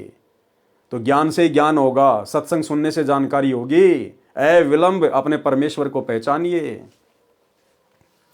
यह जैन धर्म का ज्ञान आपको परमेश्वर कबीर जी के बताए अनुसार लेखक ने बताया है। कबीर सागर के अध्याय जैन धर्म बोध का सारांश संपूर्ण हुआ। सत साहेब। अध्याय सबसम वेद बोध का सारांश। कबीर सागर में 32वां अध्याय सबसम वेद बोध पृष्ठ 77 पर है। जैसा कि पूर्व में लिख आया हूं कि कबीर सागर ग्रंथ को काल द्वारा चलाए 12 कबीर पंथों के कुछ अनुयायियों ने अपनी बुद्धि अनुसार कबीर ज्ञान से कुछ वाणी काटी है, कुछ मिलाई है, कुछ प्रकरण काट छांट करके लिखे हैं। यही दशा सबसम वेद बोध में की है। इस अध्याय वाला ज्ञान पहले अनुराग सागर में ज्ञान प्रकाश, ज्ञान बोध, मुक्ति बोध में वर्णित है। कुछ ज्ञान जो परमेश्वर कबीर जी की लीला वाला है वह कबीर चरित्र बोध में है, उसको वहां लिखेंगे। कुछ ज्ञान जो कलयुग में सर्वसृष्टि उपदेश लेकर भक्ति करेगी, सतयुग जैसा वातावरण होगा, इसका विवरण पहले भी अध्याय अनुराग सागर तथा कबीर वाणी में आंशिक लिखा है। यहां पर शब्दार्थ करके लिखूंगा। सबसम वेद बोध पृष्ठ 77 से 86 तक शरीरों की संख्या बताई है, तत्वों तथा उनकी प्रकृति का ज्ञान है। शरीर 5 बताए हैं, यानी 5 प्रकार के शरीर होते हैं। हमारा जो ये शरीर है, जो हम भाई बहनों को दिखाई दे रहा है, ये हमारा स्थूल शरीर है। स्थूल शरीर, इस स्थूल शरीर के अंदर 4 प्रकार के शरीर और हैं। काल ने बहुत भयंकर तरीके से हमारे को लपेट रखा है। शरीर 5 बताए हैं। नंबर 1 स्थूल शरीर। नंबर 2 इसके अंदर सूक्ष्म यानी लिंग शरीर है। नंबर 3 फिर उसके अंदर कारण शरीर है। नंबर 4 इसके अंदर महाकारण शरीर है। नंबर 5 इसके अंदर कैवल्य शरीर है। जीव के ऊपर इतने सुंदर शरीर यानी वस्त्र डाल रखे हैं। स्थूल शरीर जो हमारा ये शरीर है हार्ड मांस वाला, इसको कहते हैं स्थूल शरीर। इसके अंदर फिर एक सूक्ष्म शरीर है, ऐसा का ही ऐसा, लेकिन उसमें हार्ड मांस वगैरह कुछ भी नहीं है। उसके बाद में कारण शरीर, फिर महाकारण शरीर, फिर कैवल्य शरीर। ये 5 प्रकार के शरीर हमारे को प्रदान किए हुए हैं, इस आत्मा को ढक रखा है।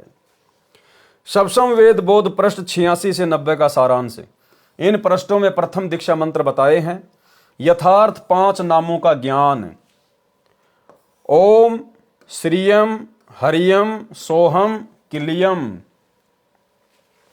ये 5 नाम गायत्री मंत्र के हैं जो प्रथम दीक्षा रूप में परमेश्वर कबीर जी प्रदान करते थे। शब्दों पे ध्यान देना, ये हैं वो 5 मंत्र जिनको कबीर परमात्मा लोगों को दिया करते थे, भक्तों को प्रदान किया करते थे।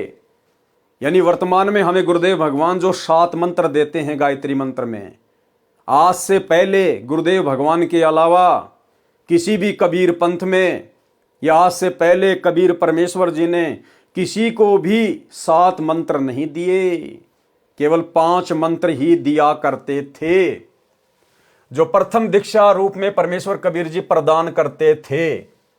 जो चूड़ामणि जी को यही मंत्र परमेश्वर कबीर जी ने दिए थे। धर्मदास जी के पुत्र चूड़ामणि जी को, जिस चूड़ामणि जी को कबीर परमात्मा सतगुरु रामपाल जी ने उत्तराधिकारी बनाया था आगे नाम दीक्षा देने के लिए, उनको केवल 5 ही मंत्र दिए थे। धर्मदास को अधिकारी नहीं बनाया था, धर्मदास को आगे नाम दीक्षा देने का आदेश नहीं दिया परमात्मा ने।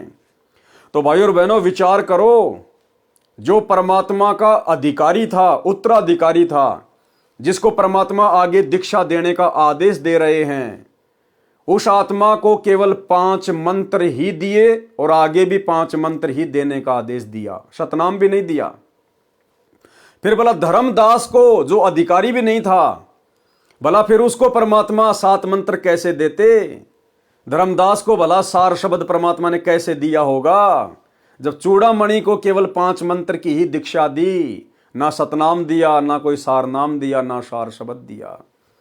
इसलिए भाइयों और बहनों, आज से पहले परमात्मा ने केवल एक उदाहरण के रूप में धर्मदास जी को पेश करके कि भाई ऐसे ऐसे 3 चरणों में दीक्षा दी जाती है, प्रथम बार में 7 मंत्र दिए जाते हैं, फिर सतनाम, फिर सारनाम, फिर सार शब्द। हम पिछली पीढ़ी वालों को विश्वास दिलाने के लिए कि कंप्लीट भक्ति का कोर्स ये है, विधि ये है, ऐसे इन 3 चरणों में दीक्षा दी जाती है, केवल हमारे विश्वास को दृढ़ करने के लिए परमात्मा ने धर्मदास जी को निमित्त बनाकर ये बातें कही थी। बाकी धर्मदास जी को परमात्मा ने सार नाम दिया नहीं, प्रथम मंत्र भी कंप्लीट नहीं दिया था धर्मदास जी को, क्योंकि जो उत्तराधिकारी था, जिसको परमात्मा ने उत्तराधिकारी बनाया, चूड़ामणि जी को, जब उनको ही खाली 5 मंत्र दिए थे, तो भला धर्मदास जी जो उत्तराधिकारी नहीं थे उनको कैसे पूरा कोर्स देंगे। जो चूड़ामणि जी को यही मंत्र परमेश्वर कबीर जी ने दिए थे तथा आगे इन्हीं को दीक्षा रूप में देने का आदेश दिया था। ये मंत्र शरीर में बने कमलों में विराजमान 5 देवी देवताओं के हैं। नंबर 1, मूल कमल में गणेश देव है, इनका किलियम जाप है। नंबर 2, अधिष्ठान यानी संत भाषा में स्वाद कमल में सावित्री ब्रह्मा जी है, इनका ओम नाम जाप है। नंबर 3, नाभि कमल में लक्ष्मी विष्णु जी हैं, इनका हरियम जाप है। नंबर 4, हृदय कमल में पार्वती शिव जी हैं, इनका सोहम जाप है। नंबर 5, कंठ कमल में देवी दुर्गा जी हैं, इनका श्रीयम जाप है। किसी भगत भाई बहनों को ये मंत्र सुनकर गलतफहमी ना हो जाए कि भाई मंत्र तो लिखे हुए हैं, क्यों ना हम इन मंत्रों को जाप करने लग जाएं। चाहे कोई संकल्प वाला भाई बहन हो या जो व्यक्ति अभी केवल संत रामपाल जी के सत्संग ही सुन रहा है, लेकिन मर्यादा ना निभाने की वजह से फिलहाल दीक्षा नहीं ले पा रहा, तो उनको लगे कि यार ये मंत्र तो लिखे हुए हैं, क्यों ना हम इन मंत्रों का जाप कर दें। चाहे सुबह से लेकर शाम तक पूरी जिंदगी जाप करते रहना। जब तक अधिकारी से आदेश लेकर, अधिकारी की आज्ञा लेकर और अधिकारी से ही ये मंत्र नहीं लोगे, तब तक ये मंत्र काम नहीं करते, उल्टा नुकसान करते हैं, उल्टा नुकसान। आप बिना किसी डॉक्टर के परामर्श के, बिना किसी डॉक्टर की सलाह के और केमिस्ट की दुकान में जाकर, मेडिकल की दुकान पर जाकर, जहां पर लाखों करोड़ों दवाइयां हैं, आप उनमें से कोई भी दवाई उठा के खाने लग जाओ कि ये तो दवाई तो है, और कहते हैं कि दवाई से रोग कटेगा। अरे भैया, कौन सा रोग कौन सी दवाई से कटेगा, उसके कोडवर्ड होते हैं, वो केवल वही बताएगा जो अधिकारी है, जो जानकार है। तो मनमुखी कोई भी भाई बहन इन मंत्रों का जाप ना करें। अगर संकल्प दीक्षा ले रखी है तो बाकी जो क्रिया हैं मंत्र जाप के अलावा, 3 समय की आरती करना, सत्संग सुनना, मर्यादा निभाना, केवल उन्हीं तक सीमित रहें। गुरुदेव ने बताया ध्यान से सत्संग सुनना भी मंत्र जाप करने में आता है, उतना ही लाभ मिलेगा जितना मंत्र जाप करने वाले को मिलता है। और यदि मर्यादा में नहीं है और मंत्र जाप कर रहा है, वो चाहे नाम उपदेशी हो चाहे संकल्प वाला हो, किसी प्रकार का कोई लाभ नहीं है। तो भाई अधिकारी केवल वर्तमान में ये कंप्लीट मंत्र देने के इस पृथ्वी पर सतगुरु रामपाल जी हैं, और उनकी आज्ञा लेकर या उनके हिसार जेल से बाहर आने के बाद ही आप इन मंत्रों का सही प्रकार से उच्चारण करके लाभ उठा सकते हो। यदि मनमुखी रूप से जाप करोगे, परमात्मा की कृपा से बहुत दूर हो जाओगे। ये 5 नाम हैं जो प्रथम दीक्षा रूप में परमेश्वर कबीर जी दिया करते थे। ये तो केवल भाई बहनों को विश्वास दिलाने के लिए कि जो मंत्र 650 साल पहले कबीर जी दिया करते थे, वही मंत्र वर्तमान में दिए जा रहे हैं संत रामपाल जी के पंथ में, ताकि लोगों को विश्वास हो, क्योंकि ये मंत्र सारे के सारे कबीर सागर में लिखे हुए हैं। गुरुदेव भगवान ने हमें कई बार सत्संगों में दिखाया है। ये 5 नाम है जो प्रथम दीक्षा रूप में परमेश्वर कबीर जी दिया करते थे। इन्हीं मंत्रों का संकेत श्री नानक देव साहिब जी ने अपनी अमृतवाणी में दिया है। एक पुस्तक जो गुरु अमरदास जी द्वारा तेय ताप की कथा में लिखे हैं, बाद में इनको देवी देवताओं के मंत्र पूजा जानकर त्याग दिया गया। यही समस्या धर्मदास जी की 6ठी पीढ़ी वाले के सामने टकसारी पंथ वाले, काल वाले कबीर पंथ के 5वें ने पैदा करके ये वास्तविक मंत्र छुड़वा दिए थे, जो नकली 5 नाम आदि नाम, अजर नाम, अमर नाम, पाताले सप्त सिंधु नाम आदि आदि, जो अध्याय सुमरण बोध पृष्ठ 22 पर अंकित है, दीक्षा में देने लगे। परमेश्वर कबीर जी ने कहा था कि जिस समय कलयुग का दूसरा चरण भक्ति का चलेगा, तब 7 नाम का प्रथम मंत्र दिया जाया करेगा।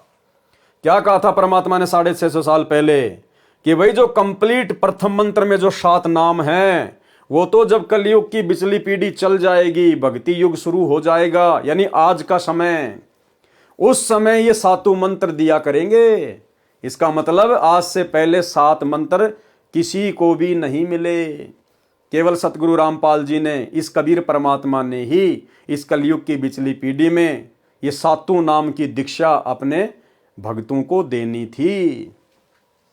परमेश्वर कबीर जी ने कहा था कि जिस समय कलयुग का दूसरा चरण भक्ति का चलेगा, तब 7 नाम का प्रथम मंत्र दिया जाया करेगा और शतनाम तथा सार नाम देकर सर्व उपदेशियों को मुक्त करेंगे। जो मर्यादा में रहेंगे अंत तक वे मुक्त होंगे, बकवाद करने वाले नहीं, इन आश्रमों से जुड़कर राजनीति करने वाले नहीं, स्टेडियम बनाने वाले नहीं, हॉस्पिटल बनाने वाले नहीं, जाट भवन बनवाने वाले नहीं, हिंदुओं के साथ मिलकर मुसलमानों का विरोध करने वाले नहीं, धनाना आश्रम में तरह तरह के पाखंड शुरू करने वाले नहीं, धनाना गांव वालों के लिए बस चलाकर, एम्बुलेंस चलाकर, रोडे बनवाकर चापलूसी करने वाले नहीं, गंदी राजनीति करने वाले नहीं, रक्तदान दे दान में पड़े हुए लोग नहीं। वही पार होगा जो अंत तक मर्यादा में रहेगा और अपनी भक्ति सफल करेगा। जो 13वां कबीर पंथ चलेगा, तब संपूर्ण मंत्र उपदेशी को दिए जाएंगे। अब देखो, संपूर्ण मंत्र यानी प्रथम मंत्र, फिर दूसरा सतनाम, तीसरा सारनाम और चौथी अवस्था में सार शब्द, ये कब दिए जाएंगे? जब 13वां कबीर पंथ चलेगा, तब संपूर्ण मंत्र उपदेशी को दिए जाएंगे। अब तक मूल ज्ञान तथा मूल शब्द यानी सार शब्द छुपा के रखना था। तो बताओ, धर्मदास जी को कब दे दिया, किसने दे दिया? गुरुदेव जो बार बार कहते हैं ना कि धर्मदास को सार शब्द दिया, सार नाम दिया, परमात्मा ने नकली बंदूक पकड़ा रखी थी, क्योंकि परमात्मा ने यह प्रमाणित करना था कि बिचली पीढ़ी वालों को विश्वास हो जाए कि हाँ, किस प्रकार से दीक्षा दी जाती है, क्या क्या वो मंत्र हैं, कितने चरणों में दीक्षा दी जाती है। केवल एक प्रमाण के रूप में परमेश्वर ने धर्मदास जी को नकली बंदूक पकड़ाई थी। जब 13वां कबीर पंथ चलेगा, तब संपूर्ण मंत्र उपदेशी को दिए जाएंगे। तो भाई 13वां कबीर पंथ तो सन 1994 से सतगुरु रामपाल जी ने चलाया है, अब मिल रहा है वो कोर्स। तब संपूर्ण मंत्र उपदेशी को दिए जाएंगे। अब तक मूल ज्ञान तथा मूल शब्द यानी सार शब्द छुपा कर रखना था। प्रमाण कबीर बाणी अध्याय में पृष्ठ 137 पर तथा अध्याय जीव धर्म बोध पृष्ठ 1937 पर कहा है, धर्मदास तो है लाख दुहाई, सार शब्द बाहर नहीं जाई। सार शब्द बाहर जो परी है, बिचली पीढ़ी हंस नहीं तरी है। युगन युगन तुम सेवा कीनी, ता पीछे हम यहाँ पग दीनी। कोटि जन्म भक्ति जब कीन्या, सार शब्द तभी मैं दीन्या। अंकुरी जीव होए जो कोई, सार शब्द का अधिकारी होई। सत्य कबीर प्रमाण बखाना, ऐसे कठिन है पद निर्वाणा। इतनी आसानी से ये मंत्र नहीं मिलेगा, सार नाम सार शब्द। जो अंकुरी हंस होगा, अंकुरी भगत होगा, केवल उसी के ऊपर दया होगी। गुरु को मानुष मानने वाले, दाढ़ी मूछ वाले, नकली कबीर को भगवान मानकर जून के महीने में कबीर प्रकट दिवस मनाने वाले, गुरु का 8 सितंबर के दिन अवतरण दिवस के नाम पर जन्मदिन मनाने वाले, गंदी राजनीति करने वाले, स्टेडियम बनाने वाले, तरह तरह के पाखंड करने वाले, वे अंकुरी हंस नहीं है, वे उस शब्द के अधिकारी नहीं है। यह वाणी जीव धर्म बोध पृष्ठ 1937 पर लिखी है। कबीर वाणी अध्याय में पृष्ठ 137 983 पर, धर्मदास मेरी लाख दुहाई, मूल शब्द बाहर ना जाई। पवित्र ज्ञान तुम जग में बाखो, मूल ज्ञान तुम गुप्त ही राखो। मूल ज्ञान जो बाहर पर ही, बिचली पीढ़ी हंस नहीं तरही। 33 अरब ज्ञान हम भाख्या, मूल ज्ञान गुप्त हम राख्या। कि हमने और हर प्रकार का ज्ञान दिया, 33 अरब वाणियां हमने बोली, लेकिन जो मोक्ष वाला ज्ञान है, जो मोक्ष वाली वाणियां हैं, जो मोक्ष मंत्र है, उनको हमने छुपा के रखा, गुप्त रखा। वो तो केवल सारा का सारा खजाना वर्तमान में बिचली पीढ़ी में खोलना था। 33 अरब ज्ञान हम भाख्या, मूल ज्ञान गुप्त ही राख्या। मूल ज्ञान तुम तब लग छिपाई, जब लग 12 पंथ ना मिट जाई। उपरोक्त अमृतवाणी के प्रमाण से स्पष्ट हुआ कि मूल ज्ञान यानी तत्व ज्ञान तथा सार शब्द अब छुपा कर रखना था। इसी पृष्ठ 137 983 कबीर वाणी में यह भी लिखा है, 12वें पंथ प्रगट होए वाणी, शब्द हमारे की निर्णय ठानी। यानी गरीबदास जी के 12वें पंथ में तो केवल परमात्मा की महिमा की वाणियां ही गाई जाएंगी। अस्थिर गर्म का मर्म न पावे, ये 12 पंथ हमी को ध्यावे। कबीर जी की वाणियों को आधार बनाकर 12वां पंथ भक्ति करेगा, लेकिन वास्तविक ज्ञान और वास्तविक मंत्र उन भक्तों को ना मिलने के कारण वो अस्थिर घर यानी सतलोक को प्राप्त नहीं कर पाएंगे। और 12वें पंथ हम ही चलावें। फिर कबीर परमात्मा ने कहा कि आगे चलकर 12वें पंथ में मैं खुद ही आऊंगा। और 17 फरवरी 1988 को सतगुरु रामपाल जी के रूप में कबीर परमात्मा 12वें पंथ में प्रवेश कर गए। आदरणीय राम देवानंद जी को, जिसे हम अपना दादा गुरु कहते हैं, गुरुदेव भगवान ने उनको अपना मुंह बोला गुरु बनाया लोक दिखावे में। जैसे 650 साल पहले कबीर परमेश्वर जी ने पंडित रामानंद जी को अपना मुंह बोला गुरु बनाया था। तो 1988 में सतगुरु रामपाल जी ने 12वें पंथ में प्रवेश किया। 12वें पंथ हम ही चलावें, सब पंथ मिटाकर एक पंथ चलावें। और गुरुदेव ने अब वो वास्तविक सार ज्ञान मूल ज्ञान देकर धोती सी धोके रख दिए सभी धर्मों के सभी धर्म गुरुओं की, आचार्य शंकराचार्यों की। किसी की भी औकात नहीं है शास्त्र आधार से संत रामपाल जी के साथ में ज्ञान चर्चा करने की। तो भाई बहनों, 12वें पंथ उसी दिन समाप्त हो गए थे जिस दिन सतगुरु रामपाल जी ने सन 1994 में दीक्षा देनी शुरू की थी। भावार्थ, 12वां पंथ संत गरीबदास जी का है। प्रमाण कबीर सागर में कबीर चरित्र बोध के पृष्ठ 1870 पर संत गरीबदास जी का जन्म विक्रमी संवत 1774 में सन 1717 में गांव छुडानी में हुआ। फिर उनका पंथ चला। सन 1988 में मुझदास का आध्यात्मिक जन्म संत गरीबदास जी यानी 12वें पंथ में हुआ। अर्थात स्वामी राम देवानंद जी गरीबदास ये संत से मुझे यानी मुझ रामपाल दास को 17 फरवरी 1988 को दीक्षा प्राप्त हुई। अब तक मूल ज्ञान यानी तत्व ज्ञान तथा सार शब्द मूल शब्द छुपाकर रखना था।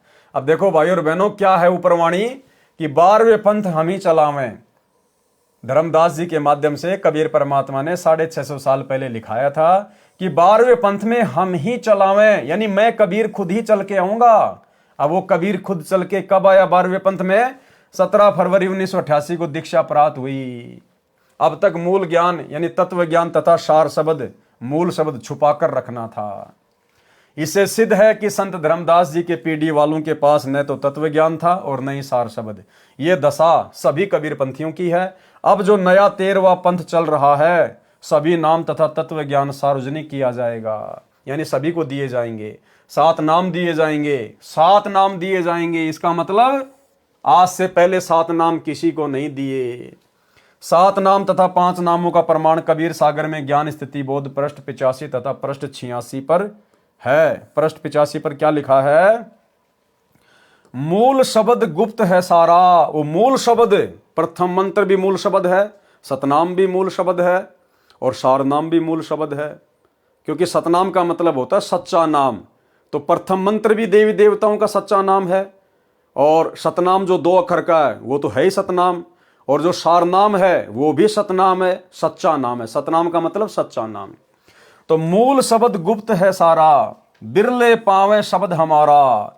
कोई बिरले भगत होंगे, कोई बिरला ही आत्माएं होंगी जो इस कलयुग की बिचली पीढ़ी में वो कंप्लीट कोर्स भक्ति का अपने सतगुरु से प्राप्त करेंगी। और बिरले कौन होंगे भाई और बहनों? क्योंकि एक ही गलती रही हमारी आज से पहले, हमें अनंत बार ये कबीर परमात्मा मिला, हमें अपनी शरण में लिया, भक्ति दी, लेकिन एक कमी के कारण हम लोग सतलोक नहीं जा पाए। और वो कमी थी, हमने गुरु रूप में आए हुए कबीर परमात्मा को कभी भी भगवान नहीं माना, कबीर नहीं माना। उनको केवल अपना गुरु माना और ब्रह्मा विष्णु महेश की भक्ति में लगे रहे।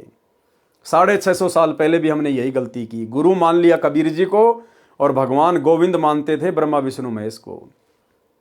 इस कलयुग की बिचली पीढ़ी में ये गलती करने वाला कभी मोक्ष प्राप्त नहीं करेगा।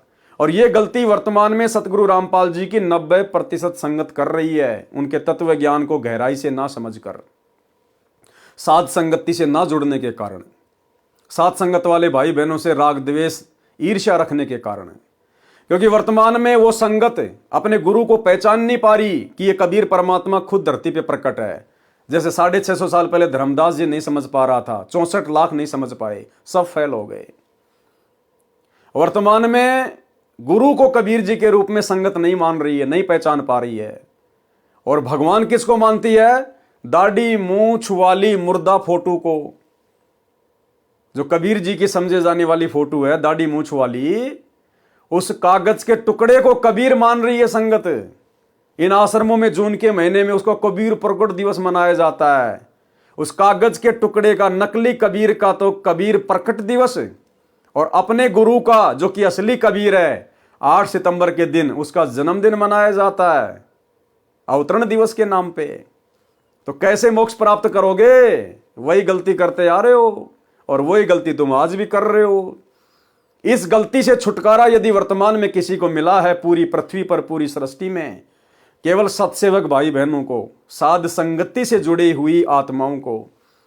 हमने अपने गुरु को ही अपना इष्ट मान लिया, अपना भगवान, अपना कबीर मान लिया, और वो दाढ़ी मूंछ वाली कबीर जी की नकली फोटो, मुर्दा फोटो, वो कागज का टुकड़ा हमने फाड़ फाड़ के सोशल मीडिया पर वीडियो बना बना के आप लोगों को भी समझाना चाहा। हम सत्सेवकों के घरों में, हमारे दरबार में, हमारे गले के लॉकेट में कभी भी आपको वो दाढ़ी मूंछ वाली कबीर जी की नकली भगवान की फोटो देखने को नहीं मिलेगी। केवल एक असली परमात्मा सतगुरु रामपाल जी की ही फोटो मिलेगी। तो ये गलती वर्तमान में केवल सत्सेवक करने से बच गए गुरुदेव के आशीर्वाद से। बाकी सतलोक आश्रमों से जुड़ी हुई 90% संगत वही महागलती कर रही है, जिस महागलती के कारण युगों युगों से हम लोग नरक भोग रहे हैं। भगवान मिलने के बाद भी हम उसको प्राप्त नहीं कर पा रहे। तो मालिक कहते हैं, मूल शब्द गुप्त है सारा, बिरले पावे शब्द हमारा। बिहंगम शब्द बिहंगम बीरा, निज सो नाम ये कहे कबीरा। सातू नाल जो आए बिहंगा, बिहंग ताल आही जल रंगा। परस 86 पर क्या लिखा है? सोई सिद्ध संत है भाई, सोहम नाल चीन जिन पाई। 5 नाम ताही को परवाना, जो कोई साधु हृदय में आना। यही सप्त नाल है सही, यही हंस नाम रिवही। सप्त नाल के सातु नामा, बीर बिहंगम करे सब कामा। कबीर सागर में, अनुराग सागर अध्याय में पृष्ठ 72 पर 5 शब्द कहीं दल फेरा, पुरुष नाम लीन्यो तिहि बेरा। उपरोक्त अमृतवाणी में 5 तथा 7 नामों का संकेत है और शमशम वेद बोध पृष्ठ 86 पर प्रकट लिखे हैं। जो र रम तथा रो रोम है, ये सांकेतिक है। नामों का लाभ क्या है? पृष्ठ 87 पर सप्तम वेद बोध में सोहम नाम के जाप का लाभ बताया है। सोहम बीज को अंकुर ज्ञाना, आल बाल भक्ति में साना। भावार्थ, सोहम मंत्र का जाप पूर्ण संत से लेकर करने से आल बाल अर्थात ओली बोली यानी अथाह भक्ति जमा होती है। पृष्ठ 89 सप्तम वेद बोध में लिखा है कि हरियम स्थिति बीज पृष्ठ हुई, आल बाल तिहि माया होई। भावार्थ, हरियम नाम के जाप से आलवाल यानी अथाह धन माया हो जाता है। आप जी को बताया है कि परमेश्वर कबीर जी ने स्पष्ट कर रखा है कि मूल ज्ञान पहले नहीं बताया, उसमें अधूरा ज्ञान बताया है। यानी पहले किसी को मूल ज्ञान नहीं दिया, केवल अधूरा ही ज्ञान, अधूरा ही नाम दिया जाता था। उसमें अधूरा ज्ञान बताया है। सार नाम तथा मूल ज्ञान अब स्पष्ट किया जा रहा है। पृष्ठ 91 पर सप्तम वेद बोध पर अस्पष्ट सत्य नाम भी लिखा है। जाते ओहम पुरुष भय अंसा, ओहम सोहम भय द्वय अंसा। पृष्ठ 92 में से 107 तक सृष्टि रचना का अधूरा ज्ञान है। सृष्टि रचना का संपूर्ण ज्ञान पढ़ें इसी पुस्तक कबीर सागर का सरलार्थ के सारांश में, पेज नंबर 603 से 670 पर, जो कि आगे आएंगे वीडियो। पृष्ठ 105 106 पर बताया है कि जीव जिस योनि से मानव शरीर प्राप्त करता है उसका कैसा स्वभाव होता है, इसको पहले बताया जा चुका है। सप्तम वेद बोध पृष्ठ 108 तथा 110 पर काल जाल बताया है कि काल कैसे तीनों देवताओं से अपनी सृष्टि को चलवा रहा है, यह पहले के अध्याय में वर्णन हो चुका है। सप्तम वेद बोध पृष्ठ 111 पर तपतशिला पर जीवों से वार्ता। तो भाई और बहनों, आज के वीडियो में गुरुदेव भगवान के आशीर्वाद से केवल इतना ही। कल रात्रि 8 बजे दास के Facebook page Pawan Das is live के ऊपर जो लाइव वीडियो चलेगा वो फिर यहां से शुरू होगा कि तपतशिला पर परमेश्वर की जीवों के साथ में वार्ता, काल के साथ में वार्ता। तो भाई और बहनों, गुरुदेव भगवान के आशीर्वाद से आप और हम सभी भगत भाई बहनों ने इस भक्ति काल में जिस समय काल का बुरी तरह से पहरा है। काल ने आश्रमों से जुड़ी हुई संगत को जबरदस्त तरीके से अपनी जंजीरों में बांध रखा है। किसी भी भगत भाई बहन की बुद्धि को ओपन नहीं होने दे रहा है। दिन रात प्रयास करके गुरुदेव भगवान समझा रहे हैं। हिसार जेल में बैठकर भी 1-1 घंटे के सत्संग हर सप्ताह दे रहे हैं। इधर से परमेश्वर ने सात संगत वालों को खड़ा करके कई हजारों की संख्या में वीडियो बनवा दिए, प्रत्येक रहस्यों को उजागर करवा दिया। अपने कर कमल से लिखित पुस्तकों के ऊपर वीडियो बनवाए जा रहे हैं। फिर भी उन भाई बहनों की आंखें नहीं खुल रही हैं, तो उनके ऊपर काल का जबरदस्त पहरा है। सतगुरु रामपाल जी के बेटा बेटी भाई बंधु रिश्तेदार और कोऑर्डिनेटरों के रूप में काल बैठा हुआ संगत के सिर पर। आप और हमारा सौभाग्य, परम सौभाग्य, जो परमेश्वर ने आप और हमें ऐसे भयंकर जंजाल से निकालकर साथ संगति से जोड़ दिया, और आप और हमें ये सारी की सारी बातें बिल्कुल शीशे की तरह साफ साफ दिखाई दे रही हैं। तो भाई और बहनों, गुरुदेव भगवान की इस अनमोल रजा को इसी प्रकार से मर्यादा में रहते हुए साथ संगति से जुड़कर बनाए रखिए। अन्यथा भाई और बहनों, यदि ये समय हाथ से निकल गया, ये कलयुग की बिचली पीढ़ी यदि अमर्यादित भक्ति करने से और हमारे हाथ से छूट गई, ये शरीर छूट गया, ना जाने कितना लंबा समय लगेगा फिर परमेश्वर को अपनी शरण में लेने के लिए। तो भाई और बहनों, आज के वीडियो में केवल इतना ही। गुरुदेव भगवान हम सबको आज्ञा दें, इजाजत दें, आशीर्वाद दें। बंदी छोड़ सतगुरु रामपाल जी भगवान की जय हो।